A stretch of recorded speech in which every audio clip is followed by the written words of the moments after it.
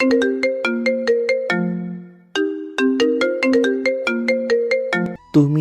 সব জানতে যারা, তুমি খুব ভালো করেই জানতে মায়া আজ রাতে আমাকে ধোঁকা দিয়ে পালাবে, তাই না? নিজের রাগকে অযৌক্তিক কথা দিয়ে ঢাকতে যেও না আরাফ। আমি এসবের কিছুই জানতাম না। মিথ্যা বলবে না একদম। তোমার এই আগে থেকে সাজানো নাটকের জন্যই আজ আমার বাবার বুকে ব্যথা।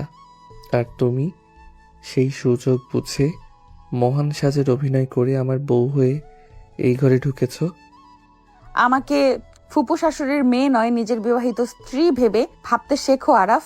আমি তোমার এবং এই পরিবারের সম্মান বাঁচাতে নিজের জীবনটা বাজি রেখেছি, কোনো চক্রান্ত করিনি। আরাফ আর নিজেকে নিয়ন্ত্রণ করতে পারল না। রাগে কাঁপতে কাঁপতে ড্রেসিং টেবিলের বিশাল কাচের ওপর সজোরে এক ঘুষি মারল সে। বিকট এবং ঝনঝন শব্দে কাঁচ ভেঙে টুকরো টুকরো হয়ে মেঝেতে আছড়ে পড়ল। কাঁচের ধারালো কোণ লেগে আরাফের ডান হাত কেটে ফিনকি দিয়ে রক্ত ছুটতে লাগলো। রক্তের কয়েকটা গাঢ় লাল ছিটে গিয়ে পড়ল জারার পরনের ভারী লাল বেনারসির ওপর। যারা এক পাও পিছিয়ে গেল না। তার চোখের দৃষ্টি শান্ত কিন্তু অসম্ভব দৃঢ়। সে ধীর পায়ে আরাফের দিকে এগিয়ে গেল। আরাফ রাগে ফুঁসছে, তার চোখ দুটো লাল হয়ে আছে।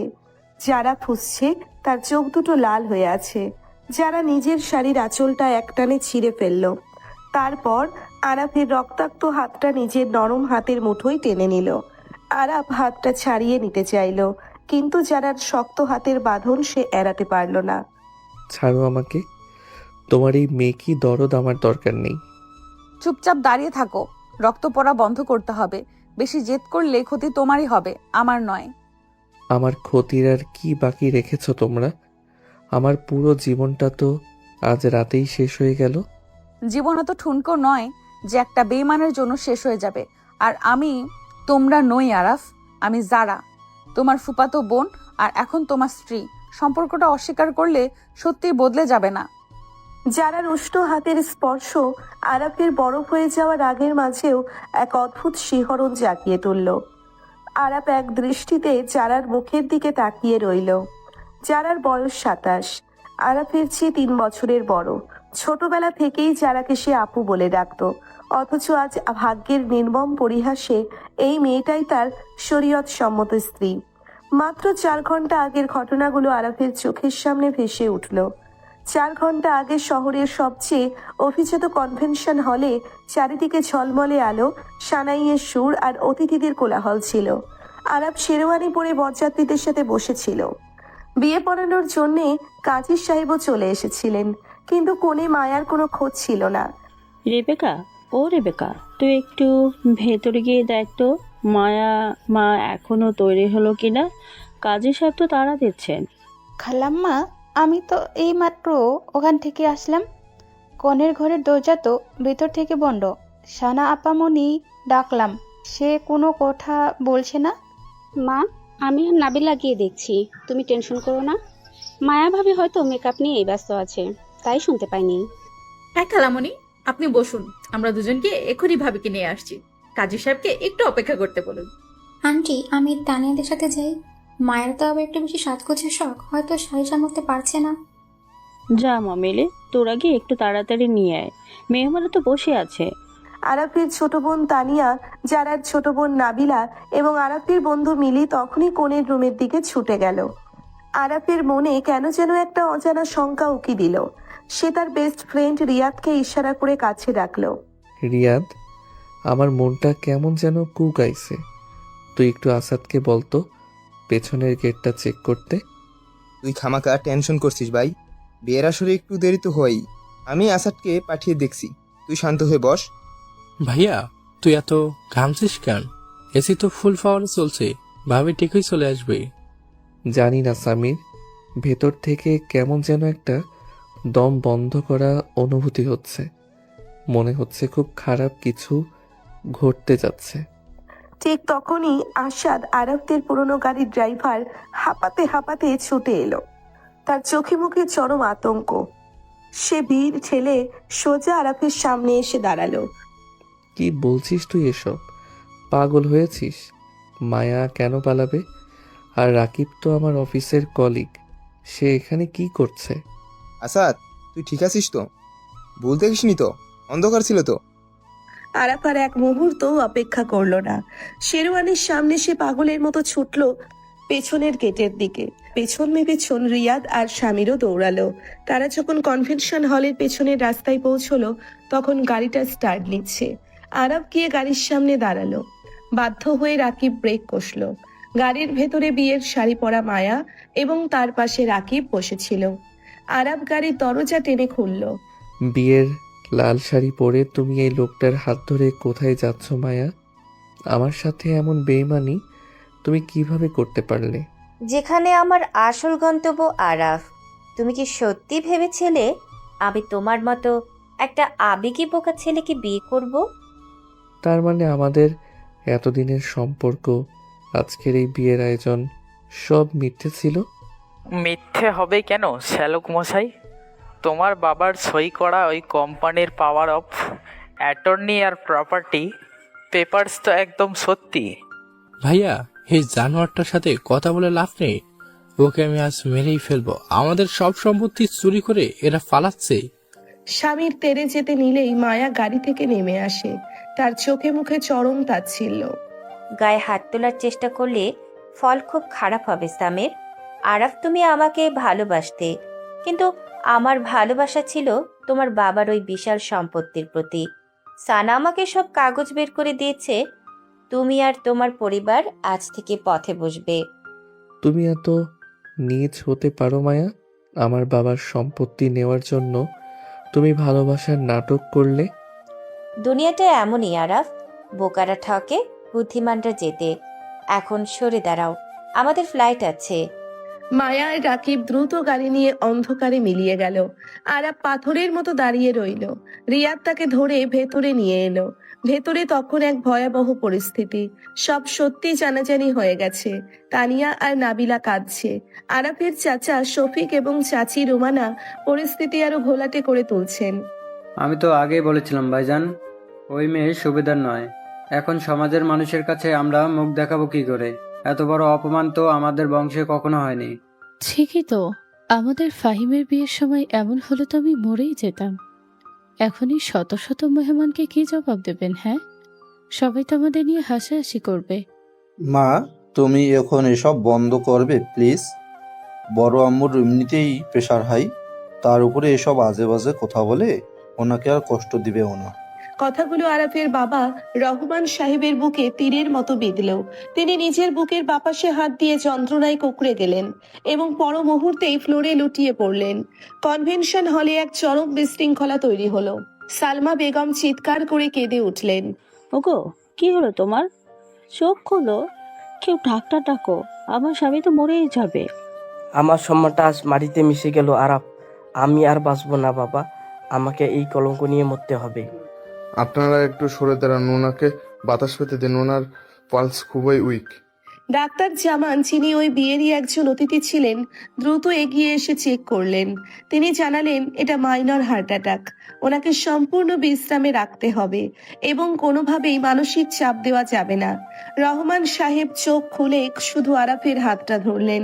ঠিক সেই মুহূর্তেই ভিড় ঠেলে সামনে এগিয়ে এলেন ফরিদা বেগম, আরাফের ফুপু। তার সাথে মাথা নিচু করে দাঁড়িয়ে আছে যারা।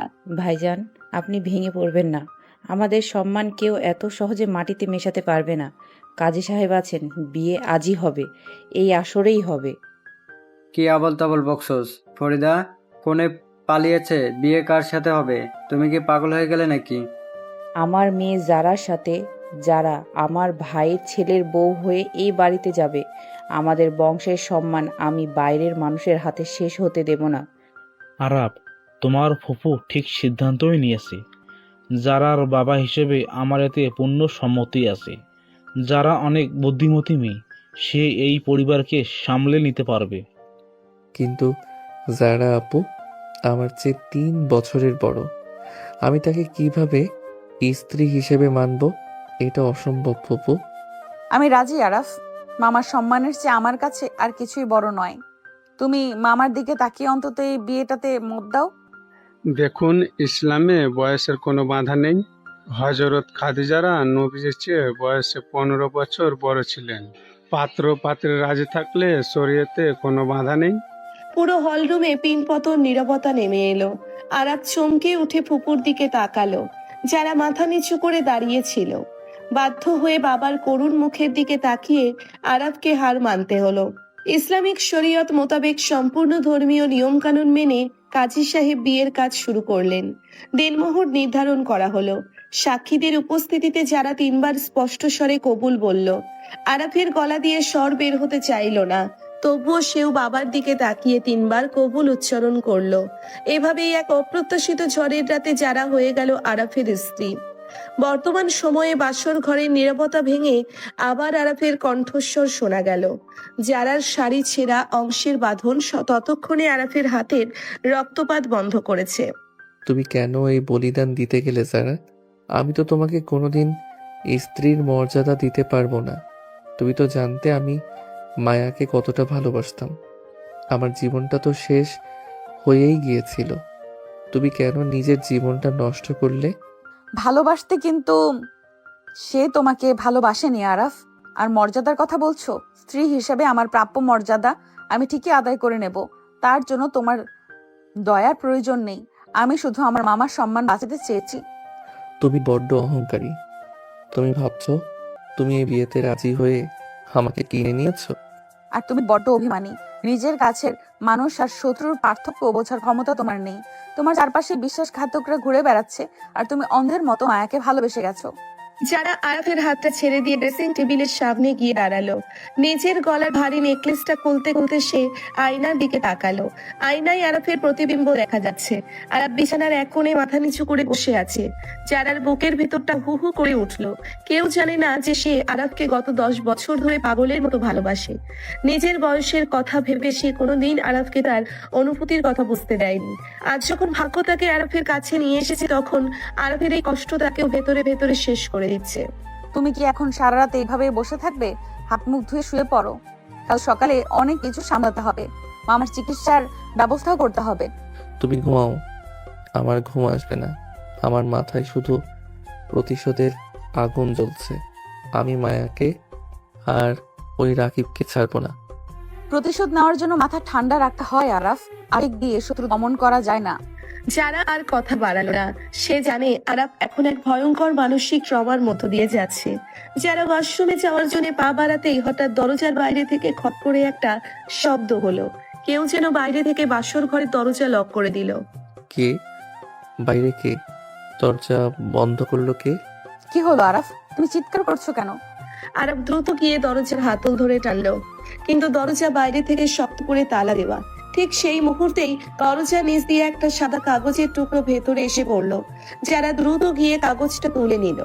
কাগজে লাল কালিতে লেখা কিছু কথা, যা দেখে যারার চোখ কপালে উঠে গেল। আরাফ, এখানে লেখা আছে বিয়ের উপহার কেমন লাগলো আরাফ? তবে আসল উপহার তো এখনো বাকি। মা শুধু প্রপার্টির কাগজ পায়নি, তোমার এই বাসর ঘরে এমন একটা জিনিস রেখে গেছে যা আজ রাতে তোমার পুরো পরিবারকে ধ্বংস রেখে আনবে। খেলা সবে শুরু। কি বলছো সব? আমাকে দাও কাগজটা। কে করলো এই কাজ? আমাদের বাড়ির ভেতরে শত্রুকে? চিঠিটা পড়ার সাথে সাথেই আরাফ এবং জারার মুখ ফ্যাকাশে হয়ে গেল। আরাফ পাগলের মতো ঘরের চারিদিকে তাকাতে শুরু করলো। ঠিক তখনই আরাফের পকেটে থাকা ফোনটা বেজে উঠলো। Unknown number. Araf speaker on করে কল রিসিভ করলো। হ্যালো নতুনবার, আমি জিসান বলছি। তোমার বাবার হার্ট অ্যাটাক তো শুধু ট্রেলার ছিল, আসল ছবি তো এখন শুরু হবে। কে তুই? কি চাস আমাদের কাছে? আমার পরিবারকে ধ্বংস করে তোর কি লাভ? আমি তোমার ধ্বংস চাই আরাফ। মায়া তো শুধু আমার একটা মেহরা ছিল, আসল খেলোয়াড় তো আমি। তোমার ঘরের ঠিক খাটের নিচে তাকিয়ে দেখো, সময় খুব কম, টিক টিক টিক টিক করছে। লাইনটা কেটে গেল। যারা এক মুহূর্ত দেরি না করে ভারী শাড়ি নিয়েই ফ্লোরে বসে খাটের নিচে উকি দিল। খাটের ঠিক মাঝখানে একটা কালো রঙের ছোট্ট বক্স রাখা, আর তার উপর লাল রঙের আলো জ্বলছে নিচ্ছে। বক্সে থাকা টাইমার দেখাচ্ছে আর মাত্র 3 মিনিট বাকি। আরাফ এবং সারা একে অপরের দিকে তাকালো। তাদের চোখে এখন শুধু মৃত্যু ভয়। দরজাও বাইরে থেকে বন্ধ, বাঁচার কোনো রাস্তা খোলা নেই। 3 মিনিট পর কি হবে তা ভেবেই তাদের শিরদাঁড়া বেয়ে ঠান্ডা স্রোত নেমে গেল। যারা টাইমারটা দেখো, আর মাত্র 1.5 মিনিট আছে। কিন্তু আমি মরার আগে একটা সত্যি জানতে চাই, তুমি কি আসলেই সানা আপুর সাথে মিলে এই ফাঁদ পেতেছো? এই মৃত্যুর মুখে দাঁড়িয়ে তুমি আমাকে সন্দেহ করছো আরাফ? আমার ব্যাগে একটা ছোট কাঁচি আর স্ক্রু ড্রাইভার আছে, ওটা দিয়ে আমার তার কাটার চেষ্টা করো। স্ক্রু ড্রাইভার তোমার ব্যাগে কেন যারা? তার মানে তুমি আগে থেকেই জানতে এখানে বোমা রাখা আছে? কারণ আমি সানা আপুকে সন্ধ্যার সময় এই ঘরের বালিশের নিচে কিছু একটা লুকাতে দেখেছিলাম। কথা না বাড়িয়ে ওটা বের করো। সানা আপু আমাদের নিজেদের ফুফাতো বোন আমাদের এভাবে মারতে চায়? আরাফ আর এক মুহূর্তও নষ্ট না করে জারার ব্যাগ থেকে স্ক্রুড্রাইভারটা বের করে নিল। তার হাত প্রচন্ডভাবে কাঁপছিল। খাটের নিচে লাল আলোটা তখন তীব্র গতিতে জ্বলছিল আর নিভছিল। টাইমারের সংখ্যাগুলো দ্রুত কমে আসছিল, 50, 49, 48। যারাও আরাফের পাশে ফ্লোরে বসে পড়ল। তার ভারী বেনারসি শাড়ির আঁচলটা মেঝেতে লুটোপুটি খাচ্ছিল। যারা নিজের ভয়কে আড়াল করে আরাফের কাঁপতে থাকা হাতের ওপর নিজের নরম হাতটা রাখলো। যারার হাতের সেই উষ্ণ স্পর্শ আরাফের ভেতরের ভয়কে এক নিমেষে এক অদ্ভুত সাহসে বদলে দিল। শান্ত হও আরাফ, রাগ আর ভয় একসাথে থাকলে মানুষ ভুল সিদ্ধান্ত নেয়। দেখো এখানে দুটো তার আছে, একটা নীল আর একটা লাল। ঠান্ডা মাথায় ভেবে দেখো সানা আপু কোন রংটা বেশি পছন্দ করত। আমি কোন তারটা কাটবো যারা? যদি ভুল তার কাটি তবে এই মুহূর্তেই আমরা উড়ে যাব, আমাদের বাঁচানোর মতো কেউ থাকবে না। লাল তারটা কাটো আরাফ। সানা আপু লাল রঙের তারের কাজ বেশি ভালো জানতো। সে যখন আইটি ফার্মে নেটওয়ার্কিং এর কাজ করতো, আমি তাকে ডায়েরিতে লাল তারের সার্কিট আঁকতে দেখেছি। আমার মন বলছে লাল তারটাই মেন সুইচ। যদি তোমার ধারণা ভুল হয়, যদি আমরা এই সেকেন্ডেই মারা যাই, তুমি কি মৃত্যুর জন্য তৈরি যারা? যদি মারা যায় তবে একসাথেই মরবো আরাফ। অন্তত মৃত্যুর পর তো তুমি আমাকে পর্বে দূরে ঠেলে দিতে পারবে না। স্ত্রী হিসেবে তোমার পাশে মরতেও আমার কোনো আপত্তি নেই। যারার চোখের কোণ বেয়ে এক ফোঁটা জল গড়িয়ে পড়ল। সেই জলের বিন্দুতে কোনো অভিনয় ছিল না, ছিল এক বহু গভীর অভিমান আর ভালোবাসা। আরাফ যারার চোখের দিকে তাকিয়ে স্তব্ধ হয়ে গেল। এই মেয়েটা তাকে এতটা ভালোবাসে সে, যে মৃত্যুর মুখ দাঁড়িয়েও শান্তভাবে তার পাশে বসে আছে। যেখানে মায়া তাকে শুধু ডাকার জন্য ধোকা দিয়ে চলে গেল। টাইমার তখন দেখাচ্ছে মাত্র 10 সেকেন্ড। আরাফ চোখ বন্ধ করে আল্লাহর নাম নিয়ে যারার হাতটা শক্ত করে ধরলো এবং অন্য হাত দিয়ে লাল তারটা একটা কেটে দিল। চারদিকের বাতাসের থমকে গেল। যারা তার চোখ দুটো শক্ত করে বন্ধ করে আরাফের বুকের সাথে মিশে গেল। আরাফও তাকে নিজের বাহু বন্ধনে জড়িয়ে নিল। এক তীব্র আকর্ষণে দুজনের খুব কাছাকাছি চলে এলো। আর আরাফের দ্রুত চলতে থাকা হৃদস্পন্দন একাকার হয়ে গেল। বাসর ঘরের সেই ভয়াল মুহূর্তেই তাদের মাঝে এক অদ্ভুত রোমান্টিক আবেশ তৈরি হলো। টাইমারটা শূন্যতে এসে থমকে গেল, কিন্তু কোনো বিস্ফোরণ হলো না। যারা চোখ খোলো, আমরা বেঁচে আছি, বোমাটা ফাটেনি। দিশান আমাদের ভয় দেখাচ্ছিল। আমরা সত্যি বেঁচে আছি আরাফ, নাকি এটা আমার কোনো ভুল কল্পনা? না যারা, এটা সত্যি। টাইমারটা বন্ধ হয়ে গেছে। দিশান নামের ওই লোকটা আমাদের সাথে শুধু একটা মাইন্ড গেম খেলছিল। সে দেখতে চেয়েছিল আমরা কতটা ভয় পাই, কিন্তু সানা আপু কেন এই কাজ করলো সেটা জানার জন্য আমাদের আগে এই ঘর থেকে বের হতে হবে। দরজাটা তো এখনো বাইরে থেকে শক্ত করে বন্ধ করা। আরাফ তার পকেট থেকে ফোনটা তুলে নিল এবং দ্রুত তার ছোট ভাই স্বামীরকে ডায়াল করলো। ওপাশ থেকে স্বামীর প্রথম রিংয়ে ফোনটা ধরলো। তার গলাতেও চরম উত্তেজনা আর ভয়। ভাইয়া তোরা ঠিক আছিস তো? আমরা বাসর ঘরের দরজার সামনে দাঁড়িয়ে আছি, কিন্তু চাবিটা খুঁজে পাচ্ছি না। খেয়েছেন বাহির থেকে তালা মেরে চাবি নিয়ে গেছে।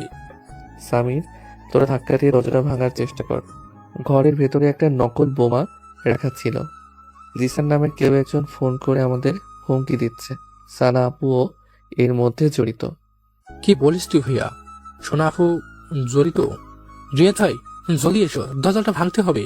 ভেতরে যারা আপু আর ভাইয়া আটকে আছে। ওপাশ থেকে দরজায় ভারী কিছুর আঘাতের শব্দ শোনা যেতে লাগলো।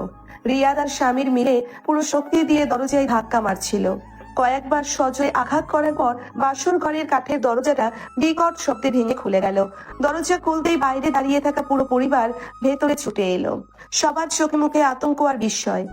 একই ড্রেসিং টেবিলের কাজ ভাঙা কেন? আর আরাপ, তোমার হাতে রক্ত কেন? যারা কি তোমার উপর আক্রমণ করেছে? এই বিয়ে মেনে নেয়নি বলে কি ও এমন করলো?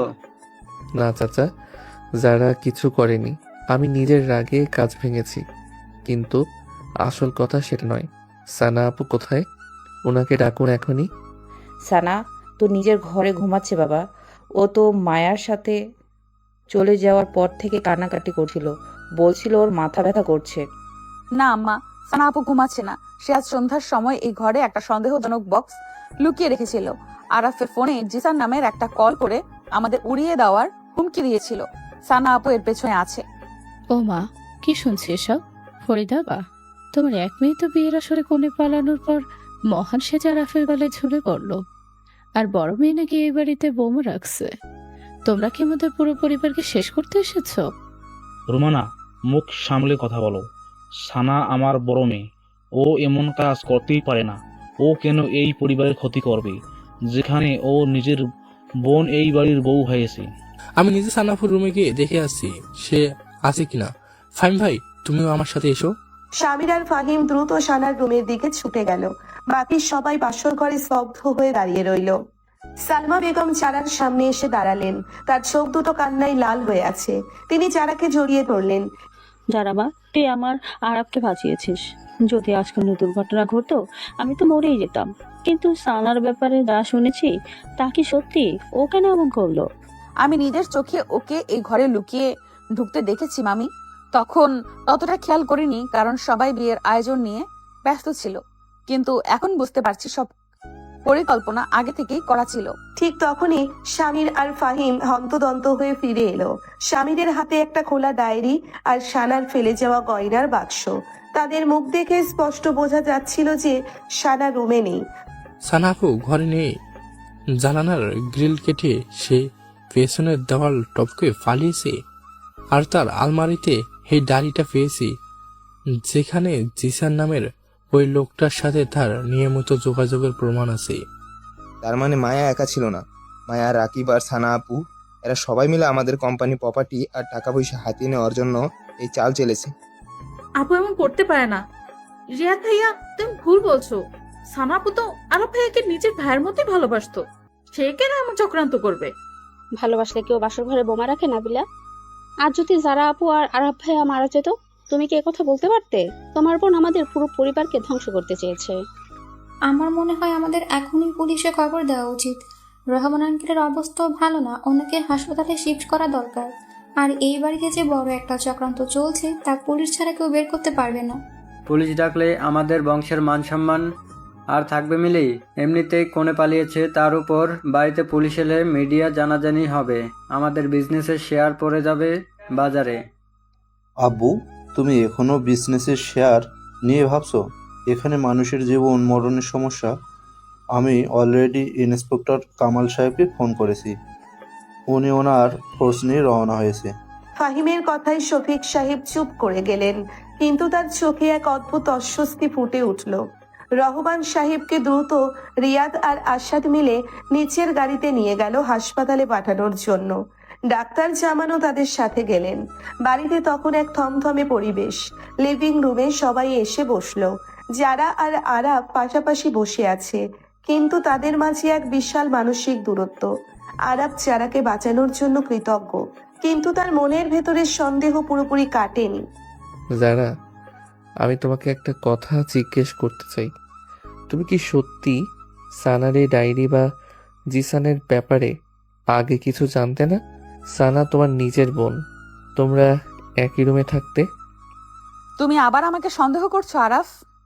সানা আপু তার ব্যক্তিগত জীবন আমার কাছ থেকে সবসময় লুকিয়ে রাখতো। সে যে এত বড় অপরাধে জড়িয়ে গেছে তা জানলে আমি নিজেই তাকে আটকে রাখতাম। কিন্তু আমার মন বলছে এই চক্রান্তের চাল আরো অনেক দূর ছড়ানো। মায়া শুধু একটা ঘুঁটি ছিল, সানা আপু হয়তো কারোর নির্দেশে কাজ করছিল। আমি জানি তোমার বিশ্বাস ভেঙে গেছে আরাফ, কিন্তু আমি তোমাকে কথা দিচ্ছি, আমি নিজের বোন হলেও সানাকে ছাড়বো না।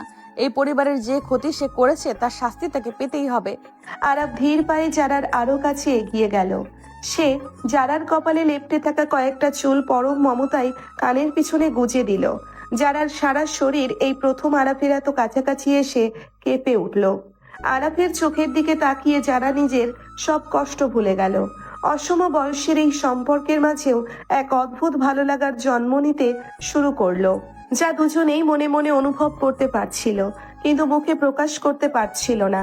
ঠিক তখনই বাড়ির সামনে কয়েকটি পুলিশের গাড়ির সাইরেন শোনা গেল। ইন্সপেক্টর কামাল তার ফোর্স নিয়ে ড্রয়িং রুমে প্রবেশ করলেন। আসসালামু আলাইকুম, আমি ইন্সপেক্টর কামাল। ফাহিম সাহেব আমাকে পুরো ঘটনা ফোনে সংক্ষেপে বলেছেন। রহমান সাহেবের অবস্থা এখন কেমন? ওনাকে রিয়াদ আর আসাদ ড্রাইভার মিলে হাসপাতালে নিয়ে গেছে। ডাক্তার জামান আছেন সাথে। কামাল সাহেব, আমাদের বাড়িতে এক ভয়ঙ্কর চক্রান্ত হয়েছে। হ্যাঁ, আমি বুঝতে পারছি। আরফ সাহেব, আপনি বললেন সানা নামের মেয়েটা পালিয়েছে আর বাসর ঘরে একটা টাইমার বক্স পাওয়া গেছে। হ্যাঁ ইন্সপেক্টর, এই যে সেই বক্সটা। যারা ঠিক সময়ে লাল তারটা না কাটলে হয়তো আমরা এখন বেঁচে থাকতাম না। যদিও এটা আসল বোমা ছিল না, আমাদের ভয় দেখানোর জন্য এটা করা হয়েছিল। হ্যাঁ, এটা আসলে একটা ফেক আইডি, কিন্তু যে এটা তৈরি করছে সে প্রফেশনাল। করিম সাহেব, আপনার বড় মেয়ে সানা কি আগে থেকে কোনো জিশান নামের ছেলের সাথে সম্পর্ক ছিল? আপনার কি কোনো ধারণা আছে? আমি তো কিছুই জানি না ইন্সপেক্টর। সানা শান্তশিষ্ট মেয়ে ছিল। ও যে এমন একটা অপরাধ চক্রের সাথে জড়িয়ে যাবে তা আমি স্বপ্নেও ভাবিনি। আমার মাথায় কাজ করছে না। হাসেম, তুমি কি আজ রাতে সানাকে পেছনের গেট দিয়ে যেতে দেখেছো? তুমি তো বাড়ির কাজের লোক, তোমার তো খেয়াল রাখার কথা। না স্যার, আমি তো সামনের গেটে মেহমানদের গাড়ি পার্কিং দেখছিলাম। অনেক ভিড় ছিল তো। তবে রেবেকা আপা মনে হয় সানা মামুনিকে পিছনের দিকে যাইতে দেখছিল। হ্যাঁ স্যার, আমি দেখেছিলাম সানা আপার হাতের মধ্যে একটা কালো ব্যাগ নিয়ে পিছনের বাগানের দিকে যাচ্ছিল। আমি ভাবছিলাম ও হয়তো বিয়ের ঝামেলার কারণে কান্নাকাটি করতে গেছে, তাই কিছু বলি নাই। আমি যদি জানতাম ও পালায়া যাব তবে তো চিৎকার দিতাম। ঠিক আছে তানিয়া আর নাবিলা, তোমরা কি মায়ের রুমে কোনো সন্দেহজনক জিনিসপত্র পেয়েছো যখন তোমরা ওকে ডাকতে গিয়েছিলে? আমরা যখন ঘরের দরজা ভেঙে ঢুকছিলাম তখন পুরো ঘর ফাঁকা ছিল, আলমারি খোলা ছিল আর মায়া ভাবির সমস্ত গয়নাও উধাও ছিল। সানা আপুও তখন আমাদের সাথেই ছিল, কিন্তু সে হঠাৎ করে ভিড়ের মধ্যে কোথায় যেন হারিয়ে গেল। হ্যাঁ কামাল স্যার, সানাপু বলছিল সে বড় আব্বুর জন্য পানি আনতে যাচ্ছে, তারপর ও আর ফিরে আসেনি। ইন্সপেক্টর কামাল ডায়েরিটা হাতে নিয়ে পাতা উল্টাতে লাগলেন। ডায়েরির শেষ পাতায় জিশানের হাতের লেখা স্পষ্ট দেখা যাচ্ছে। সেখানে লেখা ছিল, কাজটা শেষ হলেই আমরা দুজনে এই দেশ ছেড়ে চলে যাব সানা। রহমান সাহেবের পুরো সম্পত্তি এখন আমাদের হাতের মুঠোয়। ইন্সপেক্টর কামাল বক্সটার দিকে গভীরভাবে তাকালেন। হঠাৎ ওনার চোখ গেল বক্সের গায়ে লাগানো একটি ছোট্ট চকচকে জিনিসের ওপর। তিনি পকেট থেকে একটা ম্যাগনিফাইং গ্লাস বের করে ওটা পরীক্ষা করলেন। সবাই একটু শান্ত হন। আরফ সাহেব, এই বক্সের ওপর একটা অন্তত শক্তিশালী স্পাই ক্যামেরা আর লেন্স লাগানো আছে। এর মানে হলো জিশান নামের এই অপরাধী এতক্ষণ এই ঘরে বসে আমাদের প্রত্যেকটা কথা শুনেছিল এবং আমাদের দেখছিল। কি বলছেন ইন্সপেক্টর? তার মানে জিসান এখনো আমাদের উপর নজর রাখছে? ঠিক সেই মুহূর্তেই আরাফের পকেটে থাকা ফোনটা আবার উচ্চ শব্দে বেজে উঠল। স্ক্রিনে সেই একই আননোন নম্বর। পুরো ঘুমের মানুষ ভয়ে স্তব্ধ হয়ে গেল। ইন্সপেক্টর কামাল ইশারা করলেন কলটা রিসিভ করে স্পিকার অন করতে। আরাফ কাঁপতে কাঁপতে কলটা রিসিভ করলো। ওপাশ থেকে জিশানের সেই চেনা ভয়ঙ্কর ও তাচ্ছিল্য ভরা হাসির শব্দ ভেসে এলো, যা শুনে যারার হাত দুটো আবার বরফ হয়ে গেল। কি ইন্সপেক্টর কামাল, বোমার তার কেটে খুব হিরো সেজেছ তো তোমরা? ভেবেছ খেলা শেষ হয়ে গেছে, কিন্তু তোমরা ভুলে গেছো সানা তো শুধু বাইরে থেকে চলে গেছে। আমার আসল পার্টনার, যে এই চক্রান্তের মূল মাথা, সে তো এখনো ওই ঘরের ভিতরেই তোমাদের সবার সাথে সোফায় দাঁড়িয়ে আছে। সে মাত্রই আমাকে মেসেজ করে জানালো যে পুলিশ চলে এসেছে। জিশানের এই কথাটি শোনার সাথে সাথে ড্রয়িং রুমের সবার বুক কেঁপে উঠল। প্রত্যেকের দিকে সন্দেহের চোখে তাকাতে লাগলো। শফিক সাহেব, রুমানা চাচি, ফাহিম, রিয়াদ, মিলি নাকি আশাদ ড্রাইভার। কে লুকিয়ে আছে এই পরিবারের ভেতরে শত্রুর চর হয়ে? কে জিশানকে প্রতি মুহূর্তের খবর পৌঁছে দিচ্ছে? কেউ কিছু বুঝে ওঠার আগেই হঠাৎ করে পুরো বাড়ির মেইন পাওয়ার গ্রিড ধপ করে কেটে দেওয়া হলো। মুহূর্তের মধ্যেই পুরো বাড়ি ঘুটঘুটে অন্ধকারে ডুবে গেল। চারিদিকে এক ভয়াবহ নীরবতা। ঠিক সেই সময় রহমান সাহেবের ওপরের ঘর থেকে এক বুক ফাটানো তীব্র চিৎকার শোনা গেল। আর তারপর পরই বিকট শব্দে একটা পিস্তলের গুলির আওয়াজ হলো। বাবা, আরাফ অন্ধকারে পাগলের মতো চিৎকার করে উঠল। যারা অন্ধকারেও আরাফের হাতটা শক্ত করে জড়িয়ে ধরল, কিন্তু ওপরের ঘরে তখন কার যেন ভারী জুতো পরে দৌড়ে পালানোর শব্দ শোনা যাচ্ছিল। বাবা কে ওখানে? ফায়ার করলো কে? যারা, আমার হাত ছাড়ো, আমাকে উপরে যেতে হবে। না আরাফ, অন্ধকারে তুমি একা যাবে না। খুনি এখনো ওপরেই আছে, তোমারও বিপদ হতে পারে। কেউ এক পাও নড়বেন না। কনস্টেবল, টর্চ জ্বালাও। আরব সাহেব, আমার পিছনে আসুন। ঘুটঘুটে অন্ধকারে টর্চের সরু আলোটা সিঁড়ি বেয়ে ওপরের দিকে এগোতে লাগলো। ঠিক তখনই ওপর থেকে কারো ভারী শরীর সিঁড়ি দিয়ে গড়িয়ে নিচে এসে পড়ল। আরাব টর্চের আলোটা ফ্লোরে ফেলতেই আতঙ্কে জমে গেল। সিঁড়ির শেষ ধাপে রক্তাক্ত অবস্থায় পড়ে আছে রেবেকা খালা। তার বুকে গুলি ক্ষত থেকে ফিনকি দিয়ে রক্ত বের হচ্ছে। যারা এক ছুটে রেবেকার পাশে গিয়ে বসলো। রেবেকা খালা, চোখ খুলুন খালা। ইন্সপেক্টর, উনি এখনো বেঁচে আছেন, জলদি অ্যাম্বুলেন্স ডাকুন। খালা, কে করেছে এই কাজ? কে গুলি করলো আপনাকে? রেবেকা খুব কষ্টে শ্বাস নিচ্ছিল। তার মুখ দিয়ে রক্তের ফেনা বের হচ্ছে। সে তার কাঁপা কাঁপা হাতটা তুলে ওপরের অন্ধকার বারান্দার দিকে ইশারা করলো। ছোট ভাইজান, সানা আপামনি একা না। ওই লোকটা ঘরে ঢোকার সময় আমি চিনে ফেলেছি। ওই ওই কালা জাদুগুলো। কোন লোকটা খালা? কার কথা বলছেন আপনি? আমাদের পরিবারের ভেতরের কেউ? ফাহিম, ফাহিম ভাইজান। রেবেকার কথা শেষ হওয়ার আগেই তার হাতটা ফ্লোরে লুটিয়ে পড়ল। চোখ দুটো স্থির হয়ে গেল। রেবেকা আর বেঁচে নেই। ঠিক সেই মুহূর্তেই সারা বাড়ির আলো দপ করে জ্বলে উঠল। ইন্সপেক্টর কামালের নির্দেশে বাইরে থেকে জেনারেটর চালু করা হয়েছে। আলোর নিচে রেবেকার রক্তাক্ত মৃতদেহ দেখে ড্রয়িং রুমে দাঁড়িয়ে থাকা সালমা বেগম বিকট এক চিৎকার দিয়ে জ্ঞান হারিয়ে ফ্লোরে পড়ে গেলেন। তানিয়া আর নাবিলা ছুটে গিয়ে তাকে ধরলো। মা, চোখ খোলো মা। আরাব ভাই, মাকে দেখো, মা তো নিঃশ্বাস নিচ্ছে না। তানিয়া, তুই কাঁদিস না, মামির চোখে মুখে পানির ছিটে দে। নাবিলা, তুই তাড়াতাড়ি ফার্স্ট এড বক্স থেকে মামির প্রেশারের ওষুধটা নিয়ে আয়। এই বাড়িতে এসব কি হচ্ছে? কোন খারাপই শুরু হয়ে গেল? আরাব, তুমি এসব পুলিশ বোমার নাটক করে আমাদের সবাইকে মেরে ফেলবে নাকি? চাচা, আপনি কি কানে কম শোনেন? রেবেকা খালা মরার আগে কার নাম বলে গেল সেটা কি আপনার কানে যায়নি? আপনার গুণধর ছেলে ফাহিম কোথায়? আরাব চোখ লাল করে ভিড়ের মধ্যে ফাহিমকে খুঁজতে লাগলো। ফাহিম সোফার এক কোণে দাঁড়িয়ে ঘামছিল। আরাব এক লাফে ফাহিমের কলার চেপে ধরলো। তুই তুই এই কাজ করেছিস ফাহিম? রেবেকা খালাকে তুই গুলি করেছিস? বাবার সম্পত্তি হাতানোর জন্য তুই মায়া আর জিসানের সাথে হাত মিলিয়েছিস? পাগল হয়েছিস তুই আরাব? আমার কলার ছাড়। আমি কেন ওই কাজের বেটিকে গুলি করতে যাব? কারেন্ট যাওয়ার পর থেকে তো এই সোফাতেই দাঁড়িয়েছিলাম। এই আরাফ, তুই আমার ছেলের গায়ে হাত তুলছিস কোন সাহসে? ফাহিম কেন খুন করবে? ওই রেবেকা তো ঘর অন্ধকারে ভুলভাল বকে মরে গেছে। তুই আমার ফাহিমকে ফাঁসানোর চেষ্টা করছিস? রুমানা, নিজের ছেলেকে বাঁচানোর জন্য একটা মৃত মানুষের নামে মিথ্যা অপবাদ দিও না। রেবেকা স্পষ্ট ফাহিমের নাম বলেছে। ফাহিম যদি দোষী হয় তবে তাকে শাস্তি পেতেই হবে। ফরিদা, তুমি নিজের চরকায় তেল দাও। তোমার বড় মেয়ে সানা তো বোমা রেখে চাল চুরি করে পালিয়েছে। আগে নিজের মেয়েদের সামলাও, তারপর আমার ছেলের দিকে আঙুল তুলবে। কে জানে, এই যারাই হয়তো এসবের পেছনে আছে আরবকে বিয়ে করার জন্য, সেই তো আসল মাস্টারমাইন্ড হতে পারে। শফিক সাহেব, মুখ সামলে কথা বলবেন।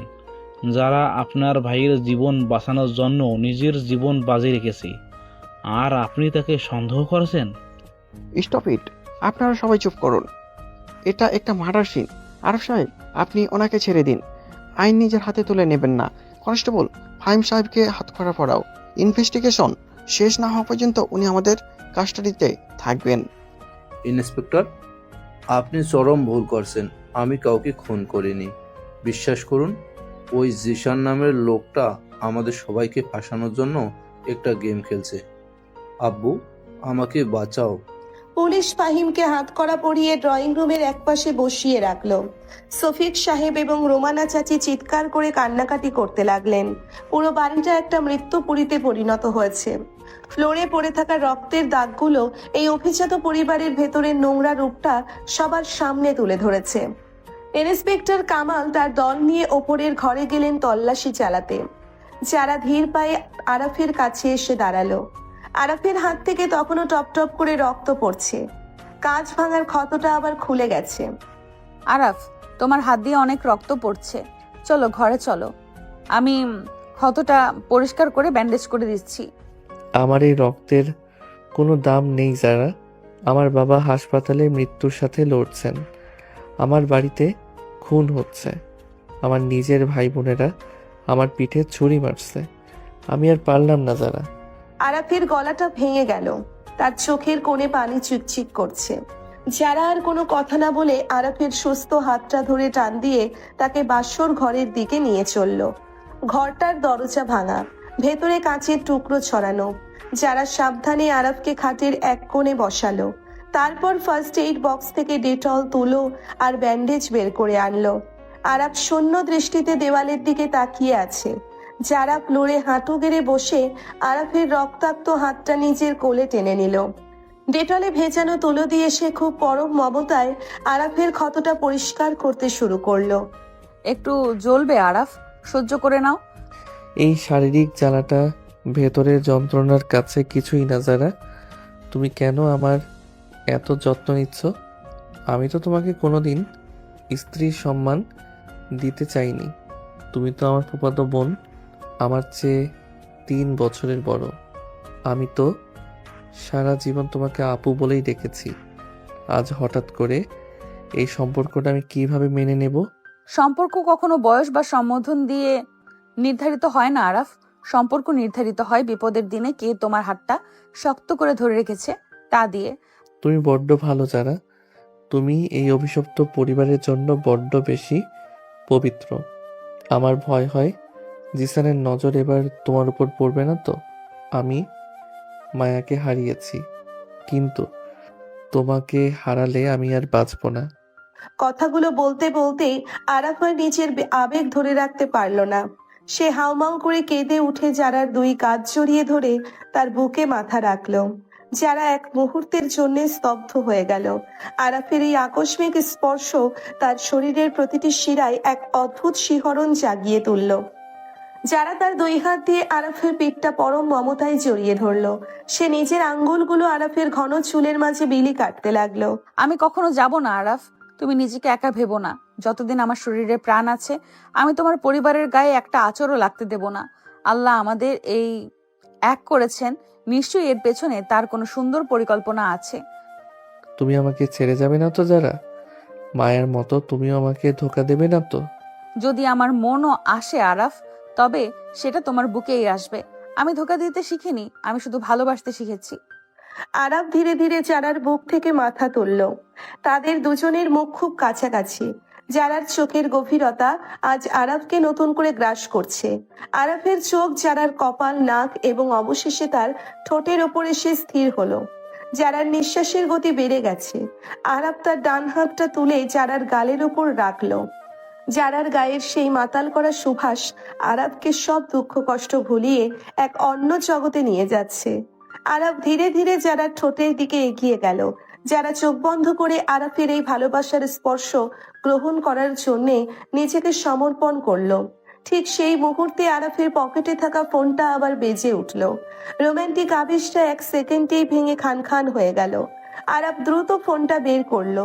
স্ক্রিনে ডাক্তার জামানের নাম্বার। আরাফের বুকটা ধক করে উঠল। সে দ্রুত কলটা রিসিভ করে কানে ধরলো। হ্যালো ডাক্তার জামান, বাবা কেমন আছেন? ওনার জ্ঞান ফিরেছে? আপনারা কি সিটি হাসপাতালে পৌঁছেছেন? আরাফ, তুমি কোথায় বাবা? আমি তো 1 ঘন্টা ধরে সিটি হাসপাতালে এমার্জেন্সিতে বসে আছি। রহমান সাহেবকে তো এখানে আনা হয়নি। কি বলছেন এসব?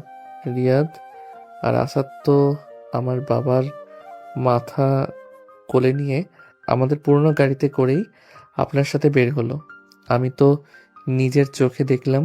হ্যাঁ, তারা তোমার গাড়িতে ছিল। এবং আমি তোমার গাড়িতে তাদের পৌঁছেছিলাম, কিন্তু মেইন রোডের সিগন্যালে একটা কালো এসআইডি এসে হঠাৎ করে আমার গাড়ির সামনে ব্রেক করে আমাকে আটকে দেয়। আমি কিছু বোঝার আগে রিয়াদের গাড়ির সিগন্যাল ভেঙে যায়, রাস্তায় ঢুকে স্পিড বাড়িয়ে চোখের পলকে গায়েব হয়ে যায়। আমি ভেবেছিলাম তারা হয়তো শর্টকাট নিচ্ছে, কিন্তু ওরা তো হাসপাতালে আসেনি।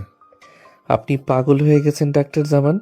আমার বাবা ওই গাড়িতে, রিয়াদ আমার বেস্ট ফ্রেন্ড, ও বাবাকে নিয়ে কোথায় যাবে? আসাদি বা কোথায়? আপনারা পুলিশকে জানাননি কেন? আমি কামাল সাহেবকে জানানোর চেষ্টা করছিলাম, কিন্তু ওনার ফোন রিচেবল। আর আমার মন বলছে খুব বড় কোন বিপদ হয়েছে। রিয়া ছেলেটা আমার প্রথম থেকেই সুবিধার মনে হচ্ছিল না। আরাফের হাত থেকে ফোনটা প্রায় খসে পড়ছিল। যারা দ্রুত ফোনটা ধরে নিল। আরাফের মুখটা সাদা ফ্যাকাশে হয়ে গেছে। তার পুরো পৃথিবী যেন তার পায়ের নিচ থেকে সরে যাচ্ছে। রিয়াদ তার 10 বছরের বন্ধু, যে তার প্রতিটি সুখ দুঃখে পাশে ছিল। সেই রিয়াদ তার সাথে বিশ্বাসঘাতকতা করেছে। এটা কোনোভাবেই মেনে নেওয়া যায় না। আরাফ, নিজেকে সামলাও। ডাক্তার জামান হয়তো ভুল দেখেছেন। রিয়াদ ভাইয়া এমন কাজ করতেই পারে না। তুমি রিয়াদ ভাইয়াকে কল করো এক্ষুনি।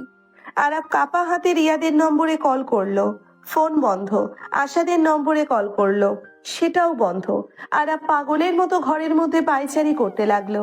ঠিক তখনই আরাফের ফোনে একটা হোয়াটসঅ্যাপ মেসেজের টোন বেজে উঠলো। আননোন নম্বর থেকে একটা ভিডিও মেসেজ এসেছে। আরাফ এবং চারা দুজনে মিলে দ্রুত ভিডিওটা প্লে করলো। ভিডিওটা চালু হতেই আরাফের গলার কাছে একটা কান্না দলা পাকিয়ে উঠলো। ভিডিওতে দেখা যাচ্ছে একটি পুরনো পরিত্যক্ত গোডাউনের ভেতর রহমান সাহেবকে একটি কাঠের চেয়ারের সাথে শক্ত দড়ি দিয়ে বেঁধে রাখা হয়েছে। ওনার জ্ঞান নেই, মাথাটা একদিকে হেলে আছে। ওনার বুকের ওপর দিয়ে একটা লাল রঙের লেজার লাইটের আলো ঘুরছে। ক্যামেরাটা ধীরে ধীরে ঘুরে ডান দিকে গেল। সেখানে দাঁড়িয়ে আছে আর কেউ নয়, স্বয়ং রিয়াদ। তার এক হাতে একটা কালো রঙের রিভলভার আর অন্য হাতে রহমান সাহেবের সেই প্রপার্টির ফাইলটা। রিয়াদের মুখে এক ক্রূর এবং ভয়ঙ্কর হাসি। কিরে দোস্ত, বাসর রাত কেমন কাটছে? বউ কি পছন্দ হয়েছে, নাকি মায়া সুখে এখনো কাঁদছিস? জানোয়ার, তুই আমার এত বছরের বন্ধু হয়ে আমার সাথে এই কাজ করলি রিয়াদ? তুই আমার বাবাকে কোথায় নিয়ে গেছিস? আরাফ ভুলে গিয়েছিল যে এটা একটা রেকর্ডের ভিডিও।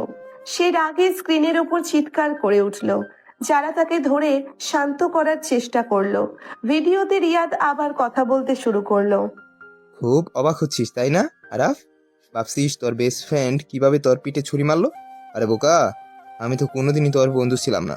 আমি ছিলাম তোর ওই অহংকারী বাবার সম্পত্তির একজন দাবিদার। মনে আছে আজ থেকে 15 বছর আগে তোর বাবা আমার বাবাকে বিজনেস থেকে ধোঁকা দিয়ে বের করে দিয়েছিল? আমার বাবা তো হার্ট অ্যাটাক করে মরেই গেল। আজ তোর বাবার পালা। ভিডিওর ব্যাকগ্রাউন্ড থেকে এবার জিসাদের সেই চেনা ভয়াবহ কণ্ঠস্বর ভেসে এলো। তাকে ক্যামেরায় দেখা যাচ্ছে না, শুধু তার গলা শোনা যাচ্ছে। আমি বলেছিলাম না আরাফ, খেলা সবে শুরু। তুই ঘরের বাইরে শত্রু খুঁজছিস, আর তোর শত্রু তো তোর একদম বুকের ভেতরেই লুকিয়ে ছিল। সানা, ফাহিম, মায়া, এরা সবাই তো শুধু আমার হাতের পুতুল। আসল মাস্টারম্যান তো রিয়াদ। আর হ্যাঁ, তোকে একটা সারপ্রাইজ দেই। তোর ওই বিশ্বস্ত ড্রাইভার আসাদকে আমরা একটা সুন্দর উপহার দিয়েছি। ক্যামেরাটা এবার ফ্লোরের দিকে ঘুরে গেল। ফ্লোরে রক্তে ভাসছে আসাদের মৃতদেহ। তার গলায় একটা গভীর ছুরির আঘাত। ভিডিওটা এখানেই শেষ হয়ে গেল। আরাফ ফোনটা ছুঁড়ে মারলো দেওয়ালের দিকে। ফোনটা টুকরো টুকরো হয়ে ভেঙে গেল। আরাফ দুই হাতে নিজের মাথা চেপে ধরে ফ্লোরে বসে পড়ল। রিয়াদ, তোকে আমি ছাড়বো না। তোকে আমি নিজের হাতে খুন করব। আরাফ, শান্ত হও। আমাদের এক্ষুনি ইন্সপেক্টর কামালকে এই ভিডিওটা দেখাতে হবে। ফাহিম ভাইয়া নির্দোষ। রেবেকা খালা অন্ধকারে রিয়াদকে ফাহিম ভেবে ভুল করেছিল। রিয়াদের জুতোর সাথেই তো ফাহিমের জুতোর মিল ছিল। যারা আরাফকে টেনে তুলে ড্রয়িং রুমের দিকে নিয়ে দৌড় দিল। তারা সিঁড়ির কাছে পৌঁছতেই দেখতে পেল ইন্সপেক্টর কামাল নিচে নেমে আসছেন। ওনার মুখটা খুব গম্ভীর। আরব সাহেব, একটা ভয়ঙ্কর খবর আছে। আমার টিম ওপরের ঘরে তল্লাশি করে রেবেকা খালার হাতে মুঠোয় একটা বোতাম পেয়েছে, আর এই বোতামটি শফিক সাহেবের শার্টের। ইন্সপেক্টর, আপনি মিথ্যা কথা বলছেন। আমার শার্টের বোতাম তো আগে থেকেই ছেঁড়া ছিল। মিথ্যা কে বলছে সেটা তো পরে প্রমাণ হবে, কিন্তু সবচেয়ে বড় শকিং নিউজ হলো আমরা ফাহিমের রুমের সিলিংয়ের ওপর থেকে একটা স্নাইপারের রাইফেল পেয়েছি। ইন্সপেক্টর ফাহিম নয়, আসল কালপ্রিট রিয়াদ। সে আমার বাবাকে কিডন্যাপ করেছে, আসাদকে খুন করেছে। আমার কাছে ভিডিও প্রমাণ আছে। ভিডিও প্রমাণ? কিন্তু আরব সাহেব, আপনি কি জানেন যে এই বাড়িতে ইন্টারনেট কানেকশন এবং মোবাইল নেটওয়ার্ক যেবার দিয়ে গত আধা ঘন্টা ধরে পুরোপুরি বন্ধ করে রাখা হয়েছে? আপনার ফোনে ভিডিও মেসেজ এলো কিভাবে? কামালের কথা শুনে আরাফ এবং যারা চমকে উঠল। আরাফ দ্রুত যারার ফোনটা হাতে নিয়ে দেখলো সত্যিই ফোনে কোনো নেটওয়ার্ক নেই। তাহলে ওই মেসেজটা কিভাবে এলো? এর একটাই মানে হতে পারে আরব সাহেব, যে মেসেজ পাঠিয়েছে সে এ বাড়ির সীমানার ভিতরে আছে এবং সে আমাদের খুব কাছে থেকে নজর রাখছে। ঠিক সেই মুহূর্তে পুরো বাড়ির ভেতরে একটা যান্ত্রিক কণ্ঠস্বর ইকো হতে শুরু করলো। বাড়ির হিডেন স্পিকারগুলো দিয়ে কেউ একজন সরাসরি ব্রডকাস্ট করছে। বুদ্ধি আছে তোমার ইন্সপেক্টর কামাল, আমি তোমাদের আশেপাশে আছি। আমি আরাফ। তোর বাবা শুধু কিডন্যাপ হয়নি, তার চেয়ারে একটা টাইম বোমা ফিট করা আছে, আর সেই বোমার রিমোট কন্ট্রোলটা আছে তোরই অতি আদরের স্ত্রী যারার ব্যাগের ভেতরে। জিশানের এই ঘোষণার পর পুরো ড্রয়িং রুমে শ্মশানের নীরবতা নেমে এলো। আরাপ ধীরে ধীরে ঘাড় ঘুরিয়ে যারার দিকে তাকালো। যারার চোখে চরম আতঙ্ক আর বিস্ময়। সে দ্রুত তার নিজের লাল বেনারসি শাড়ির সাথে থাকা ছোট্ট ব্যাগটা খুললো। ব্যাগের ভেতর থেকে একটা কালো রঙের রিমোট কন্ট্রোল নিচে পড়ে গেল, যার উপর লাল রঙের একটা সুইচ মিটমিট করে জ্বলছে। আরাপ 2 পা পিছিয়ে গেল। তার চোখের দৃষ্টিতে এখন শুধু অবিশ্বাস আর ঘৃণা। যারা কি তবে শুরু থেকেই এই ভয়ঙ্কর চক্রান্তের একটা অংশ, নাকি এটাও জিশানের আর একটা নতুন খেলা? তুমি এত বড় বেঈমান যারা, আমার বাবার মৃত্যুর রিমোট তোমার ব্যাগে? তোমার এত সাহস কি করে হয়?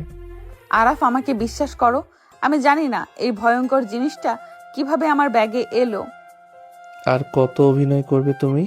প্রথমে সানা আপু, তারপর আমার সবচেয়ে কাছের বন্ধু রিয়াদ, আর এখন তুমি। তোমরা সবাই মিলে আমার পরিবারটাকে গিলে খেতে চাইছো। তোমাদের টাকার এত লোভ।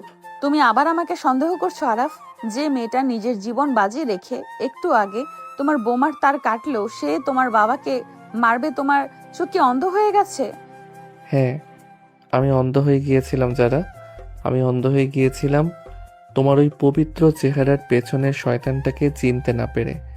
তুমি তো প্রথম থেকেই এই সুযোগের অপেক্ষায় ছিলে, তাই না? আরাফের গলা রাগে আর ঘৃণায় ফেটে পড়ছিল।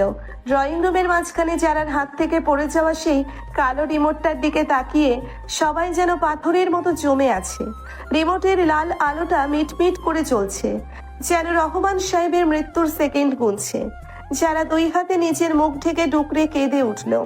তার মনে হচ্ছিল মাটি ফাঁক হয়ে যাক আর সে তার ভেতরে তলিয়ে যাক। যেই মানুষটার জন্য সে নিজের পুরো জীবনটা উৎসর্গ করতে প্রস্তুত, সেই মানুষটা আজ তাকে তার বাবার খুনি ভাবছে। ইন্সপেক্টর কামাল দ্রুত পকেট থেকে একটা প্লাস্টিকের গ্লাভস বের করে হাতে পরে নিলেন এবং খুব সাবধানে রিমোটটা ফ্লোর থেকে তুলে নিলেন। তিনি রিমোটের চারপাশটা খুব নিখুঁতভাবে পরীক্ষা করতে লাগলেন। আরাফ রাগে কাঁপতে কাঁপতে যারার দিকে 1 পা এগিয়ে গেল। তার চোখ দুটো রক্ত জবার মতো লাল। আর যদি আমার বাবার গায়ে একটা আঁচড়ও লাগে যারা, তবে আমি তোমাকে নিজের হাতে খুন করব। অপু, তুমি তোমার এই বিশ্বাসঘাতক মেয়েকে নিয়ে আমার বাড়ি থেকে বেরিয়ে যাও। আরাফ, তুমি রাগের মাথায় কি বলছো? তার কোনো হুঁশ আছে তোমার? যারা আমার মেয়ে, সে কোনোদিন কারো ক্ষতি করতে পারে না। না, নিশ্চয়ই কেউ অন্ধকারে ওর ব্যাগে এটা ঢুকিয়ে দিয়েছে। আর কত মিথ্যা সাফাই গাইবে ফরিদা? তোমার বড় মেয়ে সানার বোমা রেখে পালালো, আর ছোট মেয়ের ব্যাগে বোমার রিমোট। এগুলো কি এমনি এমনি হচ্ছে? পুলিশের উচিত এখনই এই যারাকে অ্যারেস্ট করে রিমান্ডে নেওয়া, তাহলে সব সত্যি বেরিয়ে আসবে। শফিক সাহেব, পুলিশকে পুলিশের কাজ করতে দিন। আরফ সাহেব, আপনি অযথাই আপনার স্ত্রীর ওপর রাগ দেখাচ্ছেন। এই রিমোটটা সম্পূর্ণ নকল। এটা কোনো বোমা রিমোট নয়, এটা একটা সাধারণ খেলনা গাড়ির রিমোট, যার ভিতরে শুধু একটা লাল এলইডি লাইট ফিট করা হয়েছে। ইন্সপেক্টর কামালের কথায় ড্রয়িং রুমের পরিবেশ মুহূর্তেই বদলে গেল। আরাফ অবাক হয়ে কামালের হাতের রিমোটটার দিকে তাকালো। যারা চোখ থেকে হাত সরিয়ে ফেললো। ফ্যালফ্যাল করে তাকিয়ে আছে। ফরিদা বেগম স্বস্তির নিঃশ্বাস ফেললেন, কিন্তু আরাফের মনের সন্দেহ পুরোপুরি কাটলো না। সে ইন্সপেক্টর কামালের কাছে গিয়ে রিমোটটা ভালোভাবে দেখলো। নকল? তার মানে জিসান আবার আমাদের সাথে গেম খেলছে? কিন্তু এই রিমোট জারার ব্যাগে এলো কিভাবে ইন্সপেক্টর? খুব সহজ হিসাব আরব সাহেব। যখন কারেন্ট চলে গিয়েছিল এবং আমরা সবাই রেবেকা খালার চিৎকার শুনে অন্ধকারে দৌড়াদৌড়ি করছিলাম, ঠিক সেই সুযোগে কেউ একজন খুব শান্তপূর্ণ জারার ব্যাগের চেন খুলে এটা ভেতরে ফেলে দিয়েছে। আর সবচেয়ে বড় প্রমাণ হলো এই রিমোটের গায়ে লেগে থাকা 1 ফোঁটা তাজা রক্ত। যারা ম্যাডামের হাতে কোনো কাটা দাগ নেই, কিন্তু এই ঘরে এমন কেউ আছে যার হাতে থেকে রক্ত ঝরছে। ইন্সপেক্টর কামালের চোখ ড্রয়িং রুমের সবার হাতের ওপর দিয়ে ঘুরতে লাগলো। আরাফের হাতে ব্যান্ডেজ করা, তাই সেখান থেকে নতুন করে রক্ত লাগার কোনো সুযোগ নেই। হঠাৎ কামালের চোখ গিয়ে পড়ল মিলি, আরাফের বন্ধু, তার ডান হাতের দিকে। মিলির হাতের উল্টো পিঠে একটা তাজা কাটার দাগ, সেখান থেকে এখনো হালকা রক্ত বেরোচ্ছে। মিলি ভয়ে নিজের হাতটা শাড়ির আঁচলের আড়ালে লুকানোর চেষ্টা করছিল। কামাল ধীর পায়ে মিলির দিকে এগিয়ে গেলেন। মিলি ম্যাডাম, আপনার হাতে কিসের দাগ? রক্ত বেরোচ্ছে মনে হচ্ছে। কই কিছু না তো ইন্সপেক্টর, অন্ধকারে সিঁড়ি রেলিং এর সাথে ঘষা লেগে হয়তো একটু কেটে গিয়েছে। মিলি, তুই তো আমার আর রিয়াদের সাথে সবসময় থাকতি। তুই কি রিয়াদের এই চক্রান্তের কথা আগে থেকেই জানতি? সত্যি করে বল মিলি, নইলে আমি তোকে জ্যান্ত পুঁতে ফেলবো। আমি কিছু জানি না আরাফ, বিশ্বাস কর, আমি এসবের মধ্যে নেই। আমি তো শুধু তোদের বিয়েতে আনন্দ করতে এসেছিলাম। কনস্টেবল, মিলি ম্যাডামের হ্যান্ড ব্যাগটা চেক করো জলদি। কনস্টেবল মিলির হাত থেকে জোর করে ব্যাগটা কেড়ে নিল। মিলির চোখ মুখে চরম আতঙ্ক। সে ছুটে পালানোর চেষ্টা করতেই ফাহিম তাকে আটকে ধরল। কনস্টেবল ব্যাগের চেইন খুলে ভেতরের জিনিসপত্র ফ্লোরে ঢেলে দিল। মেকআপের জিনিসপত্রের মাঝখান থেকে একটা ছোট কালো রঙের অ্যান্টেনা যুক্ত মেশিন বেরিয়ে এলো। মেশিনটার গায়ে সবুজ আলো জ্বলছে। ইন্সপেক্টর কামাল মেশিনটা হাতে তুলে নিলেন। তার মুখে একটা জয়ী হাসি ফুটে উঠল। এই তো পেয়ে গেছি, পোর্টেবল সিগন্যাল জামার। মিলি ম্যাডামের ব্যাগের ভিতরে এই জামারটা অন করা ছিল, যার কারণে পুরো বাড়ির নেটওয়ার্ক গায়েব হয়ে গেছিল। মিলি ম্যাডাম, এবার আপনি কি বলবেন? মিলি আর দাঁড়িয়ে থাকতে পারল না। সে ফ্লোরে বসে কান্নায় ভেঙে পড়ল। আরাপ হতবাক হয়ে মিলির দিকে তাকিয়ে আছে। তার 10 বছরের বন্ধু রিয়াদ তাকে ধোঁকা দিয়েছে, আর এখন তার আরেক বন্ধু মিলিও এই চক্রান্তের অংশ। আরাফের মনে হচ্ছিল তার চারপাশের পুরো পৃথিবীটাই একটা বড় মিথ্যা। সে মিলির সামনে গিয়ে হাঁটু গেড়ে বসলো। কেন মিলি, আমি তোর কি ক্ষতি করেছিলাম? তুই কেন রিয়াদের সাথে হাত মেলালি? আমার বাবাকে কোথায় আটকে রেখেছে ওরা? আমাকে ক্ষমা করে দে আরাফ, আমি রিয়াদকে ভালোবাসতাম। রিয়াদ আমাকে বলেছিল ওদের সম্পত্তি পেলে আমাকে বিয়ে করে আমেরিকায় নিয়ে যাবে। আমি শুধু ওর অন্ধকারে পড়ে এই জামাটা ব্যাগে রাখতে রাজি হয়েছিলাম। রিয়াদ বলেছিল এতে কারো কোনো ক্ষতি হবে না, কিন্তু আমি খুন খারাপের ব্যাপারে কিছুই জানতাম না আরাফ, বিশ্বাস কর। রিয়াদ এখন কোথায় আছে মিলি? জিসানকে সত্যি কথা বল, নইলে পুলিশের রিমান্ডে তোর জীবনের সব সুন্দর স্বপ্ন চিরতরে শেষ হয়ে যাবে। জিসান নামে কাউকে আমি চিনি না আরাফ, তবে রিয়াদ আমাকে গতকাল একটা পুরনো টেক্সটাইলের মেলের লোকেশন পাঠিয়েছিল। ও বলেছিল কাজ শেষ হলে আমরা ওখানে মিট করব। হয়তো আঙ্কেলকে ওখানেই রাখা হয়েছে। মিলি ম্যাডামকে অ্যারেস্ট করে থানায় নিয়ে যাও, আর আমাকে সেই টেক্সটাইল মিলের লোকেশনটা দাও। আরব সাহেব, আমাদের এখনই বের হতে হবে, এতে একদম সময় নেই। রহমান সাহেব, জীবন সত্যিই বিপন্ন। পুলিশ মিলিকে হাতকড়া পরিয়ে নিয়ে গেল। শফিক সাহেব এবং রুমানা চাচি একদম চুপ মেরে গেছেন। ফাহিমের হাতকড়া খুলে দেওয়া হয়েছে। আরাফ আর এক মুহূর্তও নষ্ট না করে ইন্সপেক্টর কামালের সাথে যাওয়ার জন্য পা বাড়ালো। ঠিক তখনই যারা দৌড়ে এসে আরাফের হাতটা চেপে ধরলো। যারার চোখে অভিমান এবং জেদ একসাথে খেলা করছে। আমি তোমার সাথে যাব আরাফ। না যারা, ওখানে অনেক বিপদ। রিয়াদের কাছে অস্ত্র আছে, তুমি এখানেই থাকবে ফুপু আর মামির কাছে। একটু আগে তো আমাকে বাড়ি থেকে বের করে দিচ্ছিলে, আর এখন আমার বিপদের কথা ভাবছো? আমি তোমার স্ত্রী আরাফ। তোমার বাবার জীবন বাঁচাতে আমি তোমার ছায়ার মতো তোমার সাথে থাকবো। তুমি আমাকে আটকাতে পারবে না। আরাফ যারার চোখের দিকে তাকিয়ে একটা গভীর দীর্ঘশ্বাস ফেলল। এই মেয়েটার জেদের কাছে এসে সব সময় হেরে যায়। আরাফ কিছু না বলে শুধু মাথা নেড়ে সম্মতি দিল। ইন্সপেক্টর কামাল, আরাফ এবং যারা পুলিশের গাড়িতে উঠে বসলো। গাড়ি তীব্র বেগে শহরের পুরনো শিল্পাঞ্চলের দিকে ছুটতে শুরু করলো। গাড়ির ভেতরে একদম বন্ধ করা নীরবতা। যারা জানালার বাইরের অন্ধকারের দিকে তাকিয়ে আছে, তার বুকের ভেতরটা এক অজানা আশঙ্কায় কেঁপে কেঁপে উঠছে। আরাফ আর চোখে যারার দিকে তাকালো। যারার শাড়িতে রেবেকা খালার রক্তের দাগ লেগে আছে, চুলগুলো উস্কো খুস্কো, কিন্তু এই বিধ্বস্ত অবস্থাতেও যারাকে তার কাছে পৃথিবীর সবচেয়ে পবিত্র এবং আপন মানুষ মনে হচ্ছে। আরাফ ধীরে ধীরে নিজের হাতটা এগিয়ে নিয়ে যারার হাতের ওপর রাখলো। যারা চমকে উঠে আরাফের দিকে তাকালো। আমাকে মাফ করে দিও যারা। রাগের মাথায় তোমাকে অনেক বড় অপবাদ দিয়ে ফেলেছিলাম। আমার আসলে নিজের উপর থেকে বিশ্বাস উঠে গেছে। তুমি আমাকে ছেড়ে যাবে না তো? বিশ্বাস এমন একটা জিনিস আরাফ, যা একবার ভেঙে গেলে জোড়া লাগানো খুব কঠিন। তুমি কথায় কথায় আমাকে দূরে ঠেলে দাও, আবার পরক্ষণেই কাছে টেনে নাও। আমি তোমার খেলার পুতুল নই। স্ত্রী হিসেবে আমার সম্মান আর বিশ্বাস অর্জন করতে হলে তোমাকে আগে নিজের মনের সন্দেহ দূর করতে হবে। আমি জানি আমি ভুল করেছি, কিন্তু যখন চারপাশের সব আপন মানুষগুলো বেইমানি করে, তখন নিজের ছায়াকেও ভয় হয় যারা। তুমি ছাড়া আজ আমার পাশে আর কেউ নেই। আমি কথা দিচ্ছি, বাবাকে উদ্ধার করে আনার পর আমি তোমাকে তোমার প্রাপ্য সব সম্মান দেব। যারা আর কোনো কথা বলল না, শুধু আরাফের হাতটা শক্ত করে চেপে ধরলো। এই একটা স্পর্শেই তাদের সব মান অভিমান যেন গলে পানীয় হয়ে গেল। গাড়ির ভেতরের এই ছোট পরিসরে তাদের মাঝে মানসিক দূরত্ব অনেকটা কমে এলো। প্রায় 40 মিনিট পর পুলিশের গাড়িটা শহরের এক প্রান্তে একটি বিশাল এবং পরিত্যক্ত টেক্সটাইল মিলের সামনে এসে থামলো। জায়গাটা একদম জনশূন্য এবং অন্ধকার। মিলের চারপাশের সীমানা প্রাচীর ভেঙে পড়েছে। ভেতরে বড় বড় জং ধরা মেশিনপত্র ভূতের মতো দাঁড়িয়ে আছে। ইন্সপেক্টর কামাল সবাইকে ইশারা করলেন চুপ থাকতে। তিনি তার রিভলভার বের করে খুব সাবধানে মিলের প্রধান দরজার দিকে এগোতে লাগলেন। আরাফ এবং যারা তার পেছন পেছন পা টিপে টিপে ভেতরে ঢুকলো। জায়গাটাই খুব বড় আরফ সাহেব, আমাদের আলাদা হয়ে খুঁজতে হবে। আপনারা ওইদিকে গোডাউনের দিকটা চেক করুন, আমি আর কনস্টেবল মেইন ফ্লোরটা দেখছি। মনে রাখবেন কোনো শব্দ করবেন না। আরাফ মাথা নাড়ল। যারাকে সাথে নিয়ে সে গোডাউনের অন্ধকার করিডোর ধরে এগোতে লাগলো। তাদের পায়ের নিচে পুরনো লোহার টুকরো আর কাঁচ ভাঙার শব্দ তাদের হৃদস্পন্দন আরো বাড়িয়ে দিচ্ছিল। হঠাৎ করিডোরের শেষ প্রান্তের একটা ছোট ঘর থেকে হালকা আলোর আভা দেখতে পেল আরাফ। সে যারাকে ইশারা করে দেওয়ালের সাথে মিশে দাঁড়াতে বলল। আরাফ খুব সাবধানে উকি দিয়ে ঘরের ভেতরে তাকালো। ঘরের মাঝখানে একটি কাঠের চেয়ারে রহমান সাহেবকে বাঁধা অবস্থায় দেখা যাচ্ছে, ঠিক যেমনটা ভিডিওতে ছিল। ওনার মাথা এখনো নিচু করা। যারা, বাবা ওখানে, আমাকে যেতে হবে। আরাফ দাঁড়াও, এটা কোনো ফাঁদ হতে পারে। রিয়াদকে তো কোথাও দেখা যাচ্ছে না।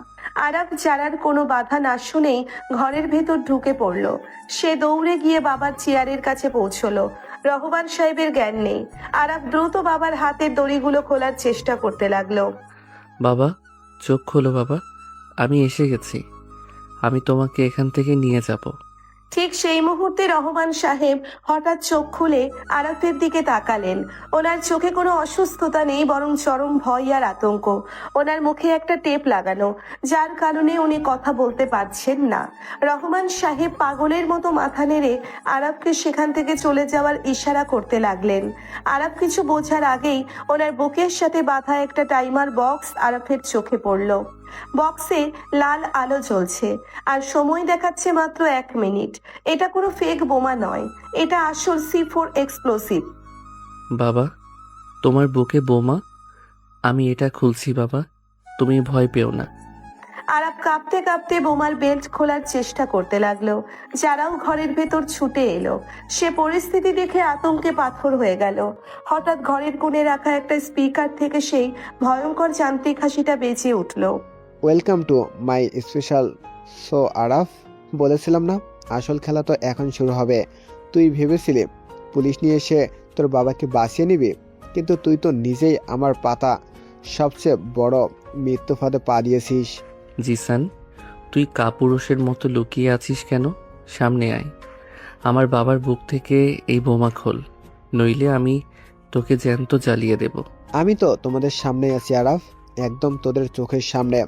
তোরা শুধু আমাকে চিনতে পারছিস না। আর তোর বাবাকে বাঁচানোর একটাই উপায় আছে, ওই টেবিলের উপর রাখা রিভলভারটা তোল। আরাফ ঘাড় ঘুরিয়ে দেখলো সত্যিই পাশে রাখা একটা জং ধরা লোহার টেবিলের ওপর একটা চকচকে রিভলভার রাখা আছে। আরাফ দ্রুত রিভলভারটা হাতে তুলে নিল। Good boy. এবার তোর পাশে দাঁড়িয়ে থাকা তোর ওই আদরের স্ত্রী জারার বুকে রিভলভারটা তাক কর। কি বলছিস তুই এসব? আমি জারাকে কেন গুলি করব? তুই পাগল হয়ে গেছিস? পাগল আমি নই আরাফ, পাগল তো তুই। তোর কাছে সময় আছে মাত্র 30 সেকেন্ড। হয় তুই জারাকে নিজের হাতে গুলি করে মারবি, আর না হয় তোর বাবার বুকের বোমা ফেটেও উনি টুকরো টুকরো হয়ে যাবেন। চয়েস তোর, তোর স্ত্রী নাকি তোর বাবা। জিশানের এই ভয়ঙ্কর শর্ত শুনে আরাফের হাত থেকে রিভলভারটা প্রায় পড়ে যাওয়ার উপক্রম হলো। সে স্তব্ধ হয়ে যারার দিকে তাকালো। যারা স্থির হয়ে দাঁড়িয়ে আছে, তার চোখে কোনো ভয় নেই, শুধু এক অদ্ভুত প্রশান্তি। টাইমার দ্রুত কমছে। 25 সেকেন্ড, 24 সেকেন্ড। আরাফের কপাল বেয়ে ঘাম ঝরছে। তার একদিকে তার জন্মদাতা পিতা, অন্যদিকে তার স্ত্রী, যে তাকে তার জীবনের চেয়েও বেশি ভালোবাসে। আরাফ, তুমি কি ভাবছো গুলি করো আমাকে? মামার জীবনের দাম আমার জীবনের চেয়ে অনেক বেশি। তুমি যদি আজ আমাকে গুলি না করো, আমি তোমাকে কোনোদিন ক্ষমা করব না।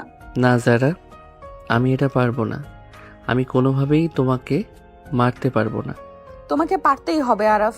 প্লিজ আমার দিকে তাকাবে না, চোখ বন্ধ করে ট্রিগার চাপো। 10 সেকেন্ড বাকি আছে আরাফ, জলদি। আরাফ চিৎকার করে কেঁদে উঠল। সে বাধ্য হয়ে কাঁপতে কাঁপতে রিভলভারটা যারার বুকের দিকে তাক করলো। যারা চোখ বন্ধ করে মুখে কালেমা পড়তে শুরু করলো। রহমান সাহেব গোঙাতে গোঙাতে চেয়ার থেকে ছিটকে পড়ে যাওয়ার চেষ্টা করছেন। ওনার চোখ বেয়ে অঝরে পানি পড়ছে। আরাফ তার আঙ্গুল ট্রিগারের ওপর রাখলো। 3, 2, 1। ঠিক সেই মুহূর্তে ঘরের ছাদের ওপর থেকে একটা ভারী কাঁচ ভেঙে পড়ার বিকট শব্দ হলো।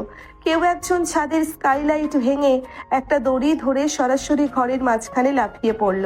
আরাফ চমকে উঠে ট্রিগার থেকে আঙ্গুল সরিয়ে নিল। কালো পোশাক পরা একজন মানুষ, যার মুখে মাস্ক লাগানো। লোকটি ফ্লোরে পড়েই এক লাফে রহমান সাহেবের কাছে গেল এবং তার পকেট থেকে একটা বিশেষ ধরনের কাটার বের করে বোমার মেইন তারটা চোখের পলকে কেটে দিল। টাইমারটা শূন্যতে পৌঁছানোর ঠিক 1 সেকেন্ড আগে বন্ধ হয়ে গেল। কে কে আপনি? কালো পোশাক পরা লোকটি উঠে দাঁড়ালো। সে ধীরে ধীরে নিজের মুখের মাস্কটা খুলল। আরাফ এবং যারা দুজন এই লোকটির মুখ দেখে বিস্ময়ে পাথর হয়ে গেল। তাদের চোখের সামনে দাঁড়িয়ে আছে একজন মানুষ, যাকে এই মুহূর্তে এখানে দেখার কথা তারা স্বপ্নেও কল্পনা করেনি। লোকটির মুখে একটা বাঁকা হাসি।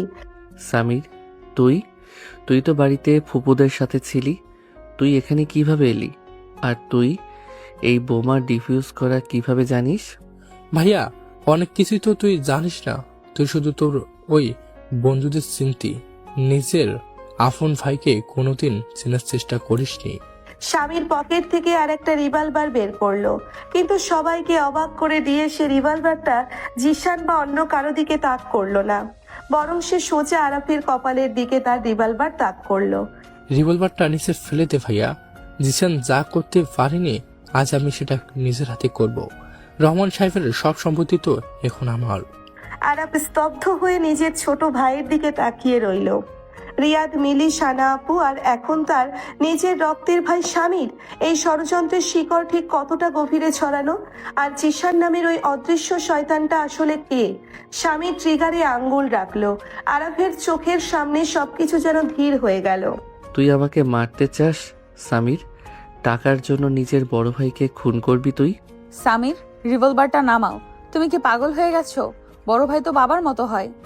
আজ থেকেই পরিবারের কেউ কারো বাবা বা ভাই নয় যারা আফু। আজ থেকে শুধু টাকার রাজত্ব চলবে। তুই আমার বুকে গুলি কর সামির, কিন্তু আমার বাবাকে আর জারাকে ছেড়ে দে। আরাফ দুহাত প্রসারিত করে জারার সামনে এসে দাঁড়ালো। নিজের বুকটা পেতে দিল স্বামীরের রিভলভারের সামনে। স্বামীরের মুখে তখনও সেই নিষ্ঠুর হাসিটা লেগে আছে। সে রিভলভারের ট্রিগার চাপলো।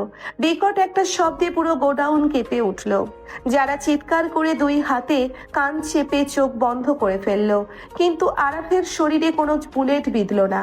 স্বামীরের রিভলভার থেকে বের হওয়া বুলেটটা আরাফের কানের পাশ দিয়ে গিয়ে সোজা পেছনের দেওয়ালে লাগানো স্পিকার আর সিসি ক্যামেরার লেন্সটাকে চুরমার করে দিল। স্পিকার থেকে ভেসে আসা জিশানের যান্ত্রিক হাসিটা চিরতরে স্তব্ধ হয়ে গেল। আরাফ অবাক হয়ে পেছনের ভাঙা ক্যামেরাটার দিকে তাকালো, আর তারপর স্বামীরের দিকে। স্বামীর একটা দীর্ঘশ্বাস ফেলে রিভলভারটা পকেটে ঢুকিয়ে রাখলো। তার চোখের সেই নিষ্ঠুরতা এক নিমেষেই হারিয়ে গিয়ে সেখানে বড় ভাইয়ের প্রতি একটা গভীর মায়া আর সম্মান ফুটে উঠল। তুই কি সত্যি ভেবেছিলি আমি টাকার জন্য তোকে আর আব্বুকে মেরে ফেলবো ভাইয়া? আমি তো তোদের বাঁচানোর জন্য এতক্ষণ ওই শয়তানগুলোর সাথে অভিনয় করছিলাম। সামির, তুই কি বলছিস এসব? তুই তো বাড়িতে ছিলি। আমি বাড়িতে ছিলাম না ভাইয়া। যখন কারেন্ট চলে যায়, রেবেকা খালাকে গুলি করা হয়, আমি তখন অন্ধকারের সুযোগ নিয়ে জিসানের পাঠানো লোকটাকে ফলো করে ওই গোডাউন পর্যন্ত আসি। আমার কাছে জিসানের গ্যাংয়ের ভেতরে সব খবর ছিল। আমি জানতাম রিয়াদ আর সানা আপু আমাদের সাথে বেইমানি করেছে, তাই আমি ওদের দলের ফেরার নাটক করেছিলাম যাতে আমি আব্বুকে ট্র্যাক করতে পারি। আর এই বোমা ডিফিউজ করা আমি ডার্ক ওয়েভ থেকে শিখেছি। তোরা যখন পুলিশের সাথে আসছিলি, আমি তার আগেই ছাদের এসকালেট কেটে ভেতরে ঢোকার প্রস্তুতি নিচ্ছিলাম।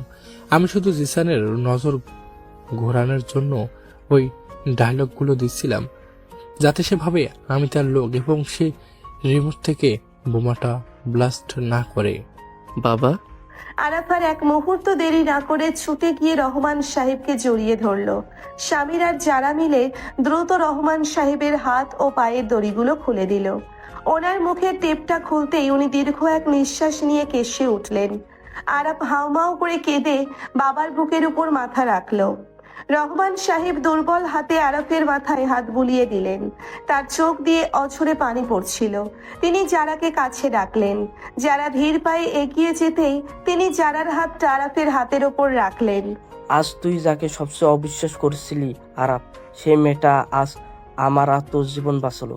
নিজের বুকের ওপর বুলেট তাক করার পরও সে যে মেয়েটি একটু কাঁপেনি, সে শুধু তোকে ভালোবাসে না, সে এই পরিবারের সবচেয়ে বড় ঢাল। যারাকে কোনোদিন অবহেলা করিস না বাবা। আমি জানি বাবা, আমি অনেক বড় অপরাধ করেছি। আমি আর কোনোদিন যারাকে ভুল বুঝবো না। আরাফ যারার দিকে ঘুরে দাঁড়ালো। যারার চোখ দুটো তখনও ভেজা। আরাফ দুই হাত দিয়ে যারার মুখমণ্ডল আজলা করে ধরলো।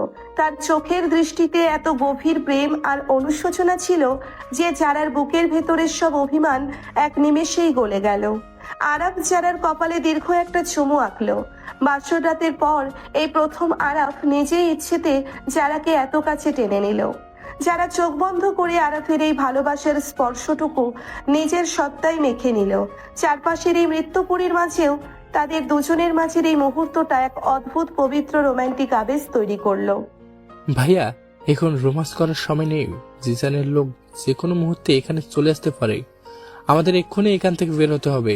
ইন্সপেক্টর কামালকে আমি মেসেজ দিয়েছি, উনি বাইরে ব্যাকআপ নিয়ে অপেক্ষা করছেন। ঠিক সেই মুহূর্তে গোডাউনের বাইরের লোকের দরজাটা প্রবল বেগ শব্দে ভেঙে পড়ল।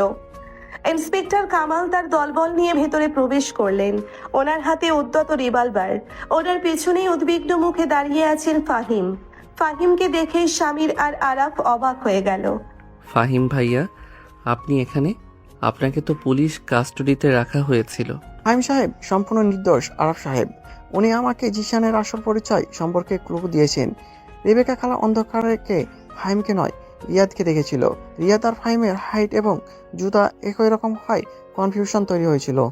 ফাহিম সাহেবই আমাকে এই গোডাউনের সিক্রেট এন্ট্রি ম্যাপ দিয়েছেন, যা ওনার ল্যাপটপে ছিল। আপনারা দ্রুত রহমান সাহেবকে নিয়ে বাইরে চলুন। বড় আব্বু, আপনি ঠিক আছেন? আমি আপনাকে কথা দিচ্ছি আব্বু, যারা আমাদের পরিবারের এমন বেইমানি করছে, আমি তাদের কাউকে ছাড়বো না। তুই কাঁদিস না ফাহিম, আমার নিজের ছেলে স্বামী আর তুই মিলে আজ আমাকে নতুন জীবন দিয়েছিস। তোরা আমার দু চোখের মণি। চল আগে এখান থেকে বের হই। সবাই মিলে দ্রুত গোডাউন থেকে বেরিয়ে পুলিশের গাড়িতে উঠল। রহমান সাহেবকে নিয়ে গাড়িগুলো সরাসরি শহরের সবচেয়ে ভালো প্রাইভেট হাসপাতালে নিয়ে থামলো। ডাক্তার জামান আগে থেকেই সেখানে প্রস্তুত ছিলেন। রহমান সাহেবকে দ্রুত এমার্জেন্সিতে নিয়ে যাওয়া হলো। হাসপাতালের করিডোরে তখন এক চাপা উত্তেজনাকর পরিবেশ। আরাফ করিডোরের এক কোণে মাথা নিচু করে বসে আছে। যারা ধীর পায়ে আরাফের পাশে গিয়ে বসলো। সে নিজের হাত দিয়ে আরাফের উস্কো খুস্কো চুলগুলো গুছিয়ে দিল। তুমি এখনো কাঁপছো আরাফ, নিজেকে শান্ত করো। মামা এখন বিপদ মুক্ত। ডাক্তার জামান বলেছে ওনাকে স্যালাইন দেওয়া হয়েছে। আল্লাহর উপর বিশ্বাস রাখো, সব ঠিক হয়ে যাবে। আমি তোমাকে গুলি করতে যাচ্ছিলাম যারা। জিসানের কথা শুনে আমার হাত কাঁপছিল। আমি ভয় পাচ্ছিলাম। আমি যদি ট্রিগার চেপে দিতাম তাহলে কি হতো যারা? আমি তো নিজেকে কোনোদিন ক্ষমা করতে পারতাম না। তুমি তো আমাকে গুলি করোনি আরাফ, আর তুমি যদি আমাকে ভালোবেসে গুলি করতে তাহলেও আমার কোনো আফসোস থাকতো না। ইসলামিক শরীয়ত মেনে আমাদের বিয়ে হয়েছে, কবুল বলে তুমি আমাকে আপন করেছো। এই পবিত্র বন্ধন এত সহজে ভাঙার নয়। তুমি আমার স্বামী, আমার জীবনের সবচেয়ে বড় আশ্রয়। তুমি শুধু নিজের মনের জোরটা হারিয়ে ফেলেছিলে। তুমি এত ভালো কেন যারা? আমি তোমাকে এত অপমান করেছি, এত সন্দেহ করেছি, তবু তুমি আমার পাশে ছায়ার মতো আছো। আমি তোমাকে কথা দিচ্ছি যারা, আজকের পর থেকে আমার জীবনে তুমি ছাড়া আর কোনো নারীর জায়গা হবে না। আমি তোমাকে তোমার প্রাপ্য সব সম্মান এবং ভালোবাসা দেব। আরাফ যারার হাত দুটো নিজের বুকের কাছে টেনে নিয়ে শক্ত করে জড়িয়ে ধরল। তার চোখ থেকে দুফোঁটা জল গড়িয়ে পড়ল যারার হাতের ওপর। যারা নিজের আঁচল দিয়ে আরাফের চোখের জল মুছে দিল। এই প্রথম যারা অনুভব করলো যে আরাফ সত্যিই তাকে নিজের স্ত্রী হিসেবে মেনে নিয়েছে। তাদের এই অসম বয়সের সম্পর্কের মাঝে যে একটা অদৃশ্য দেওয়াল আছে তা আজ চিরতরে ভেঙে গেল। ঠিক তখনই সালমা বেগম, ফরিদা বেগম এবং করিম সাহেব হাসপাতালে এসে পৌঁছলেন। সালমা বেগম ছুটে এসে আরাফকে জড়িয়ে ধরে অঝরে কাঁদতে লাগলেন। আমার স্বামী কেমন আছে রে আরাফ? তোরা ঠিক আছিস তো? আমার বুকটা যে ফেটে যাচ্ছিল ভয়ে। বাবা ঠিক আছেন মা, ডাক্তার জামান ওনাকে দেখছেন। তুমি কেঁদো না। যারা মা, তুই ঠিক আছিস তো? তোর শরীরে এত রক্ত কেন? তোকে তো আমি বলেছিলাম আরাফের সাথে না যেতে। তোর কিছু হয়ে গেলে আমি কি নিয়ে বাঁচতাম? আমি ঠিক আছি আম্মা, আমার গায়ে কোনো আঁচড়ও লাগেনি। আল্লাহ আমাদের সবাইকে আজ খুব বড় বিপদ থেকে বাঁচিয়েছেন। ফরিদা আপা, আমাকে মাফ করে দিও। আমি রাগের মাথায় তোমাকে আর যারাকে অনেক কটু কথা বলেছি। যারা না থাকলে আজ আমার আরাফ আর ওর বাবা কেউ পিছু ফিরত না। যারা শুধু তোমার মেয়ে নয়, আজ থেকেও আমার নিজের মেয়ে, আমার এই বাড়ির লক্ষ্মী বউ।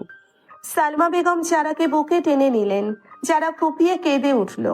এতদিন ধরে যে মানুষগুলোর ভালোবাসা সে মনে মনে চেয়েছিল, আজ সেই ভালোবাসা সে পরিপূর্ণভাবে পাচ্ছে। ঠিক তখনই ইন্সপেক্টর কামাল করিডোরে এসে দাঁড়ালেন। ওনার মুখটা খুব গম্ভীর। ওনার সাথে ফাহিম এবং স্বামীরও আছে। আরফ সাহেব, একটা খুব ইম্পর্টেন্ট কথা আছে। রহমান সাহেবের জ্ঞান ফিরেছে। উনি আমাকে জিসানের ব্যাপারে এমন একটা সত্য বলেছেন যা শুনে আপনাদের পায়ের নিচ থেকে মাটি সরে যাবে। কি সত্য ইন্সপেক্টর? জিসান কে? সে কেন আমাদের এত ক্ষতি করতে চায়? জিশান বাইরের কেউ নয় আরাপ, সে আমাদের এই পরিবারেরই একজন। সে আমার সৎ ভাই। ফাহিমের এই কথাটি শোনার পর পুরো করিডোরে এক ভয়াবহ পিন পতন নীরবতা নেমে এলো। আরাফ, যারা, সালমা বেগম এবং ফরিদা বেগম সবার চোখ বিস্ময়ে বড় বড় হয়ে গেল। ফাহিমের সৎ ভাই মানে? তার মানে শফিক সাহেবের আরেকটা সন্তান আছে? ফাহিম ভাইয়া, আপনি এসব কি বলছেন? চাচা জানের তো শুধু একটাই ছেলে, আপনি। আপনার আবার সৎ ভাই এলো কোথা থেকে? ফাহিম সাহেব ঠিকই বলেছেন আরাফ। রহমান সাহেব আমাকে জানিয়েছেন আজ থেকে 30 বছর আগে শফিক সাহেবের গোপনে রাবিয়া নামের এক মেয়েকে বিয়ে করেছিলেন। কিন্তু যখন আপনাদের দাদা ওনার সমস্ত সম্পত্তি রহমান সাহেবের নামে লিখে দেওয়ার সিদ্ধান্ত নেন, তখন শফিক সাহেব রাবিয়াকে ডিভোর্স দিয়ে রুমানা ম্যাডামকে বিয়ে করেন। কারণ রুমানা ম্যাডামের বাবা অনেক প্রভাবশালী ব্যবসায়ী ছিলেন। রাবিয়া তখন প্রেগনেন্ট ছিলেন। শফিক সাহেব রাবিয়াকে বাড়ি থেকে বের করে দেন। সেই রাবিয়ার ছেলেই হলো আজকে এই ভয়ঙ্কর জিসান। তার মানে জিসান এত বছর পর নিজের মায়ের অপমানের প্রতিশোধ নিতে ফিরে এসেছে। কিন্তু সে তো শুধু মামার ক্ষতি করছে না, সে তো ফাহিম ভাইয়াকেও ফাঁসানোর চেষ্টা করেছিল। জিসান শুধু প্রতিশোধ নিতে আসেনি যারা, সে পুরো কোম্পানির দখল নিতে এসেছে। আর সবচেয়ে ভয়ঙ্কর সত্যিটা হলো শফিক চাচা এই সবকিছু আগে থেকে জানতেন। কি বলছিস তুই সামির? চাচা জানতেন? হ্যাঁ ভাইয়া, আমি যখন জিসানের গ্যাংয়ের সাথে ছিলাম তখন আমি শফিক চাচার নম্বর থেকে জিসানের কাছে আসা বেশ কিছু ভয়েস মেসেজ শুনেছি। শফিক চাচা জিসানকে সব ইনফরমেশন পাসার করেছিলেন। তিনি চেয়েছিলেন জিসান যান তোকে আর আব্বুকে রাস্তা থেকে সরিয়ে দেয়, যাতে তিনি একা পুরো কোম্পানির মালিক হতে পারেন। আর কাজ শেষ হলে তিনি জিসানকেও পুলিশের হাতে ধরিয়ে দেওয়ার প্ল্যান করেছিলেন। তিনি নিজের 2 ছেলেকেই ঘুঁটি হিসেবে ব্যবহার করেছিলেন। আরাফের মাথায় যেন আকাশ ভেঙে পড়ল। তার নিজের চাচা, যাকে সে বাবার মতো সম্মান করত, সেই চাচা তার বাবার মৃত্যুর চক্রান্ত করেছেন। রাগে আরাফের সমস্ত শরীর কাঁপতে শুরু করলো। সে এক মুহূর্ত আর হাসপাতালে দাঁড়ালো না। আমি ওই জানোয়ারটাকে আজ নিজের হাতে খুন করব। সে আমার বাবাকে মারতে চেয়েছিল। আরাফ থামো, আইন নিজের হাতে তুলে নিও না। ইন্সপেক্টর, উনি যা করার করবেন। আরব সাহেব, যারা ম্যাডাম ঠিকই বলেছেন, তবে আমাদের এখনই আপনাদের বাড়িতে যেতে হবে। শফিক সাহেবের হয়তো পালানোর চেষ্টা করবেন। ফাহিম, তুমি আমার মায়ের কাছে থাকো। স্বামী, তুমি আমার সাথে এসো। আরাব, স্বামীর যারা এবং ইন্সপেক্টর কামাল দ্রুত পুলিশের গাড়িতে উঠে আবার বাড়ির দিকে রওনা হলেন। বাড়িতে পৌঁছতে তাদের 15 মিনিট লাগলো। পুরো বাড়িটা এখনো অন্ধকারে ডুবে আছে, শুধু জেনারেটরের আলো জ্বলছে। তারা পা টিপে টিপে বাড়ির ভেতরে ঢুকলেন। শফিক সাহেবের ঘরের দরজা ভেজানো ছিল। আরাপ এক লাফে দরজা খুলে ভেতরে ঢুকলো। চাচা, কোথায় পালাচ্ছেন আপনি? ঘরের ভেতরের দৃশ্য দেখে সবাই হতবাক হয়ে গেল। শফিক সাহেব একটা বড় সুটকেসে আলমারি থেকে বান্ডিল বান্ডিল টাকা আর গয়না ভরছেন। ওনার পাশে দাঁড়িয়ে রোমানা চাচি ফুপিয়ে কাঁদছেন। আরাবকে দেখে শফিক সাহেবের হাত থেকে টাকার বান্ডিলগুলো ফ্লোরে পড়ে গেল। আরাব, তুই বেঁচে আছিস? আর তোর বাবা? হ্যাঁ চাচা, আমি বেঁচে আছি, আর আমার বাবাও বেঁচে আছেন। কিন্তু আপনার ওই জারজ ছেলে জিসানের খেলা এবার শেষ। আপনি নিজের ভাইয়ের সাথে এই বেইমানিটা কিভাবে করতে পারলেন? আরে বাবা, বিশ্বাস কর, আমি এসবের কিছুই জানতাম না। তোর চাচা যে আগে একটা বিয়ে করেছিল সেটাও আমি আজই প্রথম জানলাম। ও একটা অমানুষ। ও নিজের বড় ছেলে ফাহিমকেও ফাঁসিয়ে দিয়ে একা টাকা নিয়ে পালাতে চাইছিল। চুপ কর তুই রুমানা। হ্যাঁ আরাব, আমি চেয়েছিলাম তোরা সবাই মরে যা। কেন জানিস? কারণ বাবা শুধু তোর বাবাকেই ভালোবাসতেন। সব প্রপার্টি ওর নামে করে দিয়েছিলেন। আমি কি এই বাড়ির ছেলে ছিলাম না? আমি তো শুধু আমার অধিকারটুকু ফিরে পেতে চেয়েছিলাম। জিসানকে আমি প্ল্যান করে এই বাড়িতে ঢুকিয়েছিলাম। এই রিয়াদ, সানা, মিলি, এদের সবাইকে আমি টাকার লোভ দেখিয়ে কিনে এনেছিলাম। আপনার এই নোংরা লোভের জন্য আপনি রেবেকা খালাকে খুন করলেন, আসাদকে মারলেন। আপনি তো মানুষ নামের কলঙ্ক। শফিক সাহেব হঠাৎ করে বালিশের নিচ থেকে একটা পিস্তল বের করে আরাফের দিকে তাক করলেন। ওনার চোখে এক উন্মাদনার ছায়া। যারা ভয়ে আরাফের সামনে এসে দাঁড়ানোর চেষ্টা করলো, কিন্তু আরাফ তাকে এক হাত দিয়ে পেছনে সরিয়ে দিল। আমাকে কেউ আটকাতে পারবে না। আমি এই টাকা নিয়ে দেশ ছেড়ে চলে যাব। জিসান তোদের সবাইকে শেষ করে দেবে। সে আমার চেয়েও বেশি ভয়ঙ্কর। সরে দাঁড়া আরাফ, নইলে আমি তোকেও গুলি করব। অস্ত্র নিচে নামান শফিক সাহেব। চারদিক থেকে পুলিশ এই বাড়ি ঘিরে ফেলেছে। আপনার পালানোর কোনো রাস্তা নেই। শফিক সাহেব ইন্সপেক্টর কামালের কথার কোনো তোয়াক্কা না করে আরাফের দিকে ট্রিগার চাপতে গেলেন, কিন্তু তার আগেই ইন্সপেক্টর কামাল বিদ্যুৎ গতিতে নিজের রিভলভার থেকে একটা গুলি ফায়ার করলেন। গুলিটা সোজা গিয়ে শফিক সাহেবের ডান পায়ে বিঁধল। শফিক সাহেব বিকট চিৎকার করে ফ্লোরে লুটিয়ে পড়লেন। ওনার হাত থেকে পিস্তলটা ছিটকে অনেক দূরে গিয়ে পড়ল। পুলিশ দ্রুত ঘরের ভেতর ঢুকে শফিক সাহেবকে হাতকড়া পরালো। রোমানা চাচি অজ্ঞান হয়ে ফ্লোরে পড়ে গেলেন। আপনার মতো বেঈমান চাচার মুখ আমি আর কোনোদিন দেখতে চাই না। পচে মরবেন আপনি জেলের ভেতরে। পরিস্থিতি শান্ত হওয়ার পর ইন্সপেক্টর কামাল শফিক সাহেবকে নিয়ে যাওয়ার নির্দেশ দিলেন। আরাফ একটা দীর্ঘ স্বস্তির নিঃশ্বাস ফেলে যারার দিকে তাকালো।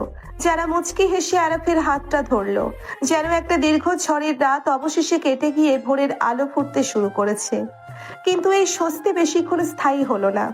হঠাৎ করেই ড্রয়িং রুমের সেন্ট্রাল সাউন্ড সিস্টেমে একটা ভয়াবহ হাসির শব্দ বেজে উঠল। জিশানের হাসি। খুব আনন্দ হচ্ছে তাই না আরাফ? ভাবছিস মাস্টার মাইন্ডকে ধরে ফেলেছিস? খেলা শেষ। আরে বোকা, তুই তো শুধু আমার হাতের একটা পুরনো খুঁটি ধরলি। আমার আসল খেলা তো তোকে আর তোর এই আদরের বউকে নিয়ে। জিসান, তুই কোথায় লুকিয়ে আছিস? সামনে আয় কাপুরুষ। তোর বাবাকে তো পুলিশ ধরেছে, এবার তোর পালা। আমি তো তোদের খুব কাছেই আছি আরাফ। এতক্ষণ তোরা আমার খেলনা দেখেছিস, এবার আমার আসল ম্যাজিক দেখবি। তোর আবার জীবন বাঁচাতে গিয়ে তুই তোর স্ত্রীর জীবনের সবচেয়ে বড় ভুলটাই করেছিস। উপরের দিকে তাকা আরাফ, তোর জীবনের সবচেয়ে বড় অন্ধকারটা এখন নেমে আসবে। জিশানের কথার সাথে সাথেই পুরো বাড়ির জেনারেটরের লাইন হঠাৎ করে ধপ করে বন্ধ হয়ে গেল। চারদিক আবার সেই ভয়াবহ ঘুটঘুটে অন্ধকারে ডুবে গেল। আরাফ দ্রুত পকেট থেকে ফোন বের করে টর্চ জ্বালানোর চেষ্টা করলো, কিন্তু ফোনটা কেন যেন কাজ করছে না। ইন্সপেক্টর কামাল অন্ধকারে চিৎকার করে পুলিশদের পজিশন নিতে বললেন, যারা ভয়ে আরাফের শার্ট খামছে ধরলো। আরাফ, আমার ভয় করছে, মনে হচ্ছে কেউ আমাদের দিকে তাকিয়ে আছে। ঠিক সেই মুহূর্তে ড্রয়িং রুমের বিশাল কাচের জানালা ভেদ করে একটা গাঢ় লাল রঙের লেজার লাইট সোজা এসে পড়ল জারার বুকের বাপাশে। স্নাইপারের লেজার পয়েন্টার। আরাফ সেই লাল আলোটা দেখে আতঙ্কে জমে গেল। সে জারাকে ধাক্কা দিয়ে ফ্লোরে ফেলে দেওয়ার জন্য হাত বাড়ালো, কিন্তু তার আগেই অন্ধকারের বুক চিরে সাইলেন্সার লাগানো রাইফেলের খুব সূক্ষ্ম একটা ভয়ঙ্কর শব্দ হলো। আরাফ কিছু বুঝে ওঠার আগেই দেখলো যারার শরীরটা একটা প্রবল ঝাঁকুনি দিয়ে তার হাতের ওপর ভারী হয়ে লুটিয়ে পড়ছে। যারাকে ধরে থাকা আরাফের হাতের আঙ্গুলগুলো নিমেষেই তাজা আর গরম রক্তে ভিজে গেল। যারা, চোখ খোলো যারা, আমার দিকে তাকাও। ফাহিম ভাইয়া, গাড়ি আরো জোরে চালান, আমার যারা মরে যাচ্ছে। আরাফ, তুমি ঠিক আছো তো? তোমার শরীরে তো কোথাও বুলেট লাগেনি? চুপ করো যারা, একটা কথাও বলবে না। তুমি নিজের জীবন দিয়ে আমাকে কেন বাঁচাতে গেলে? তুমি কেন ওই স্নাইপারের বুলেটের সামনে লাফ দিলে? কারণ আমার জীবনের চেয়ে তোমার বেঁচে থাকাটা এই পরিবারের জন্য অনেক বেশি জরুরি ছিল। আরাফ, তুমি কেঁদো না, আমার খুব কষ্ট হচ্ছে। ভাইয়া, যারা আপুর ক্ষতস্থানটা 2 হাত দিয়ে শক্ত করে চেপে ধরে রাখো। রক্তপাত যে কোনো মূল্যে বন্ধ করতে হবে। ফাইম ভাইয়া, আর কত দূর? আমি সর্বোচ্চ স্পিডে চালাচ্ছি স্বামী। হাসপাতাল আর মাত্র 5 মিনিটের রাস্তা। আরাব, তুই যারাকে কথা বলিয়ে জাগিয়ে রাখ, ওর জ্ঞান হারালে চলবে না। যারা, তুমি আমাকে ছেড়ে যেতে পারো না। তুমি আমাকে কথা দিয়েছিলে তুমি সারা জীবন আমার পাশে থাকবে। আমি তো এখনো তোমার কাছে আমার সব ভুলের জন্য ক্ষমা চাইনি। যারা, আমাকে আরেকটা সুযোগ দাও প্লিজ। চোখ বন্ধ করবে না। আমার খুব খুব ঘুম পাচ্ছে আরাফ। আমার চারপাশটা অন্ধকার হয়ে আসছে। যদি আমি আর ফিরে না আসি, মা আমাকে দেখে রেখো আর আমাকে ক্ষমা করে দিও। আমি কিছু শুনতে চাই না যারা, তোমাকে ফিরে আসতেই হবে। আমার জন্য হলেও তোমাকে বাঁচতে হবে। আমি তোমাকে ভালোবাসি যারা, আমি সত্যি তোমাকে ভালোবাসি। কথাটুকু বলার আগেই যারা আরাফের কোলের ওপর জ্ঞান হারিয়ে ফেলল। গাড়ির পেছনের সিট যারার বুকে তাজা রক্তে ভেসে যাচ্ছে। মিনিট 5 মধ্যেই গাড়ি হাসপাতালের এমার্জেন্সির সামনে এসে ব্রেক কষলো। ডাক্তার যাওয়ার আগে থেকেই খবর পেয়ে স্ট্রেচারে নিয়ে প্রস্তুত ছিলেন এবং দ্রুত যারাকে ওটিতে ঢুকিয়ে দিলেন। আরাফ ওটির বন্ধ দরজার সামনে ধপ করে ফ্লোরে বসে পড়ল, আর 2 হাত যারার রক্তে রাঙানো। তুমি শান্ত হও আরাফ, আমাকে আমার কাজ করতে দাও। ওকে ইমিডিয়েটলি ব্লাড দিতে হবে। স্বামী, তুমি ব্লাড ব্যাংকে গিয়ে এই পজিটিভ রক্তের ব্যবস্থা করো জলদি। আমি এখনই যাচ্ছি ডক্টর আঙ্কেল। ভাইয়া তুই এখানে থাক, আমি রক্ত নিয়ে আসছি। ফাহিম ভাইয়া, আমার যারার কিছু হবে না তো? ও আমাকে ছেড়ে যাবে না তো ভাইয়া? তুই আল্লাহর উপর ভরসা রাখ আরাব। যারা খুব সাহসী মেয়ে, ও ঠিক ফিরে আসবে। তুই একটু শান্ত হয়ে বস, তোর সারা গায়ে যারা রক্ত লেগে আছে। ঠিক এই সময়ে পেছনের আরেকটি গাড়ি থেকে সালমা বেগম, ফরিদা বেগম, রহমান সাহেব, করিম সাহেব, তানিয়া এবং নাবিলা হাসপাতালে এসে পৌঁছলেন। ফরিদা বেগম মেয়ের অবস্থা শুনে প্রায় পাগলের মতো হয়ে গেছেন। তিনি ছুটে এসে আরাফের সামনে দাঁড়ালেন। আরাফ, আমার যারা কোথায়? আমার মেয়েটা কেমন আছে?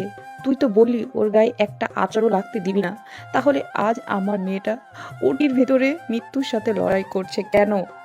আমাকে মাফ করে দাও ফুপু, আমি তোমার মেয়েকে রক্ষা করতে পারিনি। আমাকে মারার জন্য জিসানের স্নাইপার তাক করা ছিল। যারা আমাকে ধাক্কা দিয়ে সরিয়ে নিজে সেই গুলিটা খেয়েছে। আমি একটা অমানুষ ফুপু। আমার মেয়েটা সারা জীবন শুধু ত্যাগই করে গেল আরাপ। 10 বছর ধরেই ও নীরবে তোকে ভালোবেসেছে, আর আজ নিজের জীবনটাও তোর জন্য দিয়ে দিল। আল্লাহ আমার মেয়ের সহায় হন। ফাহিম, তুই আরবকে দোষ দিস না। যারা শুধু তোর মেয়ে নয়, ও আমারও মেয়ে। আমাদের পুরো পরিবারকে একাই বাঁচিয়েছে। আল্লাহ নিশ্চয় ওর উপর রহম করবেন। ওগো, আমার বুকটা ফেটে যাচ্ছে। ওই রকম একটা মেয়ে আমাদের পরিবারের জন্য নিজের জান বাজি রাখলো। আমরা ওর সাথে কথা অন্যায় করেছি। ভাই তুমি কেঁদো না, যারা আপু খুবই স্ট্রং, আপু কিচ্ছু হবে না। আমার আপুকে এনে দাও আরব ভাইয়া, আমি আপুকে ছাড়া থাকতে পারবো না। আপু আমাকে কথা দিয়েছিল বিয়ের পর আমাকে তোমাদের বাড়িতে নিয়ে যাবে। আমি তোর আপুকে ফিরিয়ে আনবো নাবিলা। আমার নিজের জীবনের বিনিময়ে হলেও আমি যারাকে ফিরিয়ে আনবো। হাসপাতালের করিডোরে দীর্ঘ আধা ঘন্টা ধরে এক দমবন্ধ করা নীরবতা বিরাজ করছিল। ঠিক তখনই সেখানে ইন্সপেক্টর কামাল এক বিশাল পুলিশ ফোর্স নিয়ে প্রবেশ করেন। তাদের পিছনে হাত করা পড়া অবস্থায় হেঁটে আসছে জিশান, শফিক, রোমানা, সানা, মায়া, রাকিব, রিয়াদ এবং মিলি। পুরো অপরাধী চক্র আজ পুলিশের জালে বন্দী। আর এক লাফে ফ্লোর থেকে উঠে দাঁড়ালো। জানোয়ার, তুই আমার স্ত্রীকে গুলি করেছিস। তোকে আমি আজ জ্যান্ত পুঁতে ফেলবো। মার, আরো মার আমাকে আরাফ, কিন্তু তাতে কি তোর ওই আদরের বউ বেঁচে ফিরবে? আমার স্নাইপারের গুলি ওর কলিজা ভেদ করে গেছে। তুই তোর বাবাকে বাঁচাতে পারলেও তোর স্ত্রীকে বাঁচাতে পারলি না। এটাই আমার সবচেয়ে বড় জয়। আরব সাহেব, নিজেকে নিয়ন্ত্রণ করুন। আমি কনস্ট্রাকশন বিল্ডিংয়ের ছাদ থেকে ওকে হাতে নাতে ধরেছি। ও এমনকি ফাঁসির দড়িতে ঝুলবে। আপনার হাত নোংরা করার কোনো প্রয়োজন নেই।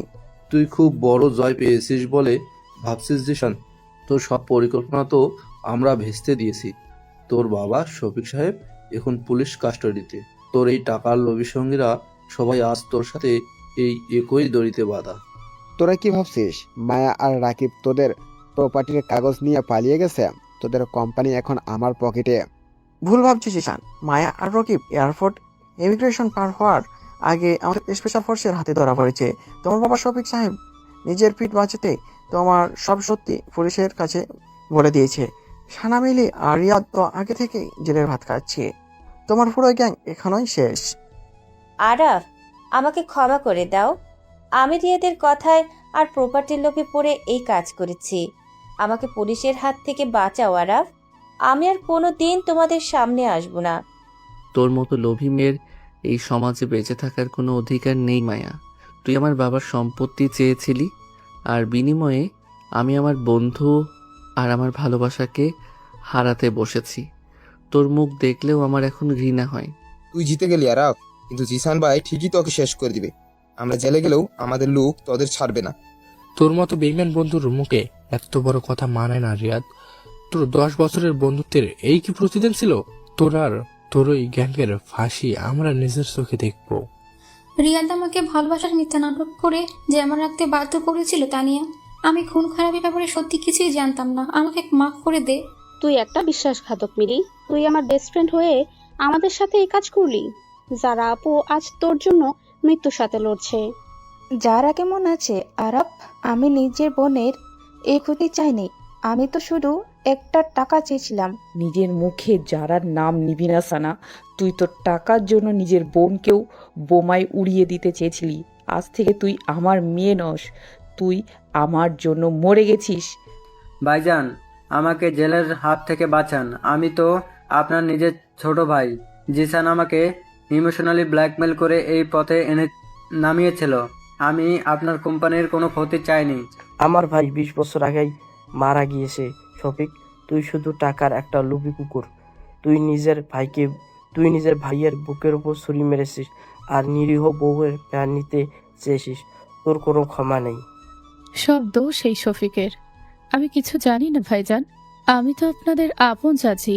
ফাহিম, তুই তোর মাকে বাঁচা বাবা। যে মা টাকার লোভে নিজের সৎছেলেকে খুন করতে সাহায্য করে, সেই মা আমার দরকার নেই। আমি আপনার পরিচয় দিতেও ঘেন্না বোধ করি। আপনাদের সবার নাটক শেষ হয়েছে। কনস্টেবল, এদের সবাইকে সেন্ট্রাল জেলে পাঠিয়ে দাও। আমি আসছি আরব সাহেব, আপনারা চিন্তা করবেন না। যারা ম্যাডাম ঠিক সুস্থ হয়ে উঠবেন। পুলিশ সবাইকে টেনে তুলে নিয়ে যাওয়ার পর দীর্ঘ 3 ঘন্টা সবাই ওটির বন্ধ দরজার দিকে তাকিয়ে রইল। অবশেষে ওটির লাল বাতি নিভে গেল এবং ডাক্তার জামান ক্লান্ত মুখে বাইরে বেরিয়ে এলেন। আরাফ দ্রুত ওনার সামনে গিয়ে দাঁড়ালো। ডাক্তার জামান, আমার যারা কেমন আছে? ও বেঁচে আছে তো? আপনারা কিছু বলছেন না কেন? শান্ত হও আরাফ। আলহামদুলিল্লাহ, আল্লাহ খুব দয়াময়। বুলেটটা যারার হাত মিস করে লাংসের একটু পাশ দিয়ে বেরিয়েছে। প্রচুর রক্তক্ষরণ হয়েছিল, আমরা 4 ভাগ রক্ত দিয়েছি। তার মানে আমার মেয়ে বিপদমুক্ত, ও বেঁচে আছে তো ভাইজান? হ্যাঁ, ফরিদা আপা অপারেশন সাকসেসফুল। যারা এখন বিপদমুক্ত, তবে ওকে খুব কাছ থেকে ফিরে আসতে হয়েছে। আগামী 24 ঘন্টা ওকে আইসিইউতে নিবিড় পর্যবেক্ষণ রাখতে হবে, তারপর আপনারা দেখা করতে পারবেন। আলহামদুলিল্লাহ, আল্লাহ আমার সম্মান আর আমার মেয়েকে রক্ষা করেছেন। আপনাকে অনেক ধন্যবাদ ডাক্তার সাহেব। আমি কি ওকে একটাবার দূর থেকে দেখতে পারি ডাক্তার জামান? প্লিজ, শুধু এক পলকের জন্য। ঠিক আছে, কিন্তু একদম কাছে যাবে না, কাছের বাইরে থেকে দেখতে হবে। আরাফ আইসিইউ এর কাছের জানালার সামনে গিয়ে দাঁড়ালো। ভেতরে যারাকে অসংখ্য পাইপ আর মেশিনের মাঝে শুইয়ে রাখা হয়েছে। আরাফের চোখ দিয়ে অঝরে পানি পড়ছে, তবে এই পানি আজ হারানোর ভয়ে নয়, বরং ফিরে পাওয়ার শান্তিতে। ঠিক 15 দিন পর আরাফদের সেই বিশাল বাড়িটা আজ আবার নতুন করে সেজে উঠেছে। সব বিপদ আর অন্ধকার কেটে গিয়ে পুরো পরিবারে এখন এক স্নিগ্ধ শান্তির পরিবেশ। যারাকে আজ হাসপাতালের থেকে রিলিজ দেওয়া হচ্ছে। সালমা ভাবি, পুরো বাড়ি তো খুব সুন্দর করে সাজিয়েছো। যারাকে হসপিটাল থেকে রিলিজ দিয়ে দিয়েছে, আরাফ ওকে নিয়ে এখনই চলে আসবে। সাজাগোনা মানে? আজ তো আমার বাড়িতে আমার লক্ষ্মী বউ আসছে। আগের দিন তো শয়তানগুলো চক্রান্তে বাসর রাতটাই নষ্ট হয়ে গেল। আজ আমি নতুন করে সব আয়োজন করেছি। একদম ঠিক বলছে সালমা। শফিক আর রুমাকে বাড়ি থেকে বের করে দিয়ে এই বাড়ির বাতাস এখন অনেক পবিত্র হয়ে গেছে। ওরা এখন জেলের ভেতর বসে মরুক। আব্বু, আরাফ ভাইয়ার গাড়ি চলে এসেছে, আমি গেট খুলে দিতে যাচ্ছি। আরাফ যারাকে কোলে করে গাড়ি থেকে নামালো। যারার বাঁ কাঁধের কাছে এখনো ব্যান্ডেজ করা, তবে সে এখন অনেকটা সুস্থ। পরিবারের সবাই গেটের সামনে দাঁড়িয়ে তাদের স্বাগত জানালো। আরাফ যারাকে কোল থেকে নামাতে চাইলে যারা আরাফের গলা শক্ত করে জড়িয়ে ধরলো। আমাকে নামাচ্ছ কেন আরাফ? আমার তো হাঁটতে কোনো কষ্ট হচ্ছে না। তুমি কি আমাকে কোলে নিয়ে সবার সামনে দিয়ে ঘরে যেতে পারবে? তোমার ওজন যা বেড়েছে যারা, তোমাকে কোলে নিয়ে দোতলা পর্যন্ত উঠলে আমার কোমর ভেঙে যাবে। আমি এমনিতেই অনেক ক্লান্ত। ও আচ্ছা, 15 দিন আগে তো খুব ভালোবাসার কথা বলছিলে হসপিটালে, এখন বলছি ভালোবাসা উড়ে গেছে। আমাকে নামিয়ে দাও, আমি একা হাঁটতে পারবো। আরে অভিমানী বউ, আমি তো মজা করছিলাম। তোমাকে কোলে নিয়ে আমি সারা জীবন হাঁটতে রাজি আছি। চলো এবার। মা, যারা তুই শুধু এই বাড়ির মেয়ে নস, তুই আমার নিজের মেয়ে, সেও বেশি। তুই আমাদের পরিবারকে নতুন জীবন দিয়েছিস মা। মামা, আপনি এসব বলে আমাকে লজ্জা দিচ্ছেন। এটা তো আমার দায়িত্ব ছিল। আপনারা আমাকে এত ভালোবাসেন, এটাই আমার সবচেয়ে বড় পাওয়া। রাত 11টা। আরাফ আর যারার ঘরটা আজ গোলাপ আর রজনীগন্ধা দিয়ে সাজানো হয়েছে। 15 দিন আগে যেই ঘরে বোমার আতঙ্ক আর মৃত্যুর ছায়া ছিল, আজ সেখানে শুধু সুহাস আর প্রেমের স্নিগ্ধতা। যারা হালকা গোলাপি রঙের একটা ভারী শাড়ি পরে আয়নার সামনে দাঁড়িয়ে আছে, তার চুলগুলো খোলা। আরাফ একটা সাদা রঙের পাঞ্জাবি পরে ধীর পায়ে ঘরে ঢুকলো এবং ভেতর থেকে দরজাটা আটকে দিল। আরাফ মুগ্ধ দৃষ্টিতে যারার দিকে তাকিয়ে রইল। তুমি এখনো আয়নার সামনে দাঁড়িয়ে আছো যারা? তোমার শরীর এখনো পুরোপুরি সুস্থ হয়নি, তোমার বিশ্রাম নেওয়া উচিত। আমার আর কোনো বিশ্রাম চাই না আরাফ। গত 15 দিন ধরে তুমি হাসপাতালে আমার পাশে বসে যেইভাবে রাত জেগেছো, আমার সব ক্লান্তি আর ব্যথা দূর হয়ে গেছে। আমি তো শুধু আমার স্ত্রীর সেবা করেছি যারা। যে মেয়েটা আমার জীবন বাঁচাতে হাসি মুখে নিজের বুকে গুলি নিতে পারে, তার জন্য রাত জাগা তো খুব সামান্য বিষয়। আর বয়সের পার্থক্য, তুমি যে আমাকে আপু বলে ডাকতে, তুমি কি সত্যি আমাকে নিজের স্ত্রী হিসেবে মন থেকে মেনে নিতে পেরেছো? ভালোবাসা কোনো বয়স বা সম্বোধনের উপর নির্ভর করে না যারা। যেদিন তুমি মৃত্যুর মুখে দাঁড়িয়ে আমার হাত শক্ত করে ধরেছিলে, সেদিনই আমি বুঝেছিলাম তুমি ছাড়া আমার জীবনে আর কেউ নেই। তুমি আমার ফুফাতো বোন নও, তুমি আমার অস্তিত্ব। জানো আরাফ, এই পরিবর্তনটা আমি গত 10 বছর ধরে মনে মনে চেয়েছি। তুমি যখন মায়ার সাথে হাসতে আমার বুকের ভেতরটা পুড়ে যেত। আমি দূর থেকে শুধু তোমার ভালো থাকাটা দেখতাম। মায়া একটা চরম ভুল ছিল যারা, আর তুমি আমার জীবনের সবচেয়ে সুন্দর সত্যি। আমি তোমাকে ভালোবাসি যারা, পাগলের মতো ভালোবাসি। আজ থেকে তোমার চোখে আর কোনো সন্দেহ থাকবে না তো আরাফ? তুমি আমাকে দূরে ঠেলে দেবে না তো? কোনো দিন না। এই চোখে শুধু তোমার জন্য প্রেম থাকবে, আর আমি সারা জীবন তোমার এই প্রেমের পাহাড় হয়ে তোমাকে আগলে রাখবো। তুমি আমার জীবনের সবচেয়ে সুন্দর পাওয়া আরাফ। আমি তোমাকে কোনোদিন হারাতে চাই না। আমাকে হারানো এত সহজ নয় মিসেস যারা। আমি আঠার মতো তোমার সাথে লেগে থাকবো। আরাফ ধীর পায়ে যারার পেছনে গিয়ে দাঁড়ালো। আয়নাতে দুজনের প্রতিবিম্ব একসাথে ভাসছে। আরাফ আলতো করে নিজের দুই হাত যারার পেটের ওপর দিয়ে জড়িয়ে ধরে নিজের চিবুকটা যারার ডান কাঁধের ওপর রাখলো। আরাফের উষ্ণ নিঃশ্বাসে যারার ঘাড়ের কাছের অবাধ্য চুলগুলো উড়ে গেল। যারার শরীর এক অদ্ভুত শিহরণে কেঁপে উঠল। আরাফ, তুমি আমাকে সুরসুরি দিচ্ছ, আমার লাগছে তো। লাগুক, আমার বউকে আমি আদর করব, তাতে কার কি। আজ আমার খুব আনন্দ হচ্ছে যারা। কেন হঠাৎ এত আনন্দের কি হলো মিস্টার আরাফ? আজ আর কোনো বোমা নেই, কোনো ভয় নেই, কোনো স্নাইপার নেই। আজ শুধু তুমি আর আমি। আমি আমার নিজের চোখের সামনে আমার স্বপ্নের রানীকে দেখছি। এত সুন্দর করে কথা বলতে তুমি কবে থেকে শিখলে আরাফ? যেদিন থেকে আমি বুঝতে পেরেছি যে আমার জীবনের আসল সুখটা আমার চোখের সামনেই ছিল, অথচ আমি অন্ধের মতো বাইরের দুনিয়ায় সুখ খুঁজছিলাম। আমাকে ক্ষমা করে দিও যারা, আমি তোমাকে অনেক অবহেলা করেছি। তুমি আবার ক্ষমার কথা বলছো? স্বামী স্ত্রী সম্পর্কের মাঝে কোনো ক্ষমা থাকে না আরাফ, থাকে শুধু ভালোবাসা আর বিশ্বাস। তুমি আমাকে আপন করে নিয়েছো, এটাই আমার জীবনের সবচেয়ে বড় পাওয়া। আমি তোমাকে কথা দিচ্ছি যারা, আজকের পর থেকে তোমার চোখের এক ফোঁটা জলও মাটিতে পড়তে দেব না। তোমার সব কষ্ট আমি নিজের করে নেব। আরাফ যারাকে নিচের দিকে ঘুরিয়ে দাঁড় করালো। সে নিজের বুড়ো আঙ্গুল দিয়ে যারার নরম গাল ছুঁয়ে দিল। যারা চোখ বন্ধ করে আরাফের এই ভালোবাসার স্পর্শ গ্রহণ করার জন্যে নিজেকে সমর্পণ করলো। আরাফ ধীরে ধীরে যারার কপালে একটা দীর্ঘ এবং পবিত্র চুমু আঁকলো। তারপর সে যারার দুই চোখ, নাক এবং অবশেষে তার অধরের উপর নিজের সমস্ত ভালোবাসা ঢেলে দিল। যারা আরাফের শার্টের কলার শক্ত করে চেপে ধরলো। তাদের অসম বয়সের সব বাধা, সব অভিমান, তার দীর্ঘদিনের লুকানো প্রেমের আজ এক অদ্ভুত সুন্দর পরিণতি ঘটল। দুজনের হৃদস্পন্দন এক হয়ে মিশে গেল এক পবিত্র বন্ধনে। আমি তোমাকে ভালোবাসি যারা, আজ, কাল এবং সারা জীবন। আমি তোমাকে ভালোবাসি আরাফ, আমার শেষ নিঃশ্বাস পর্যন্ত।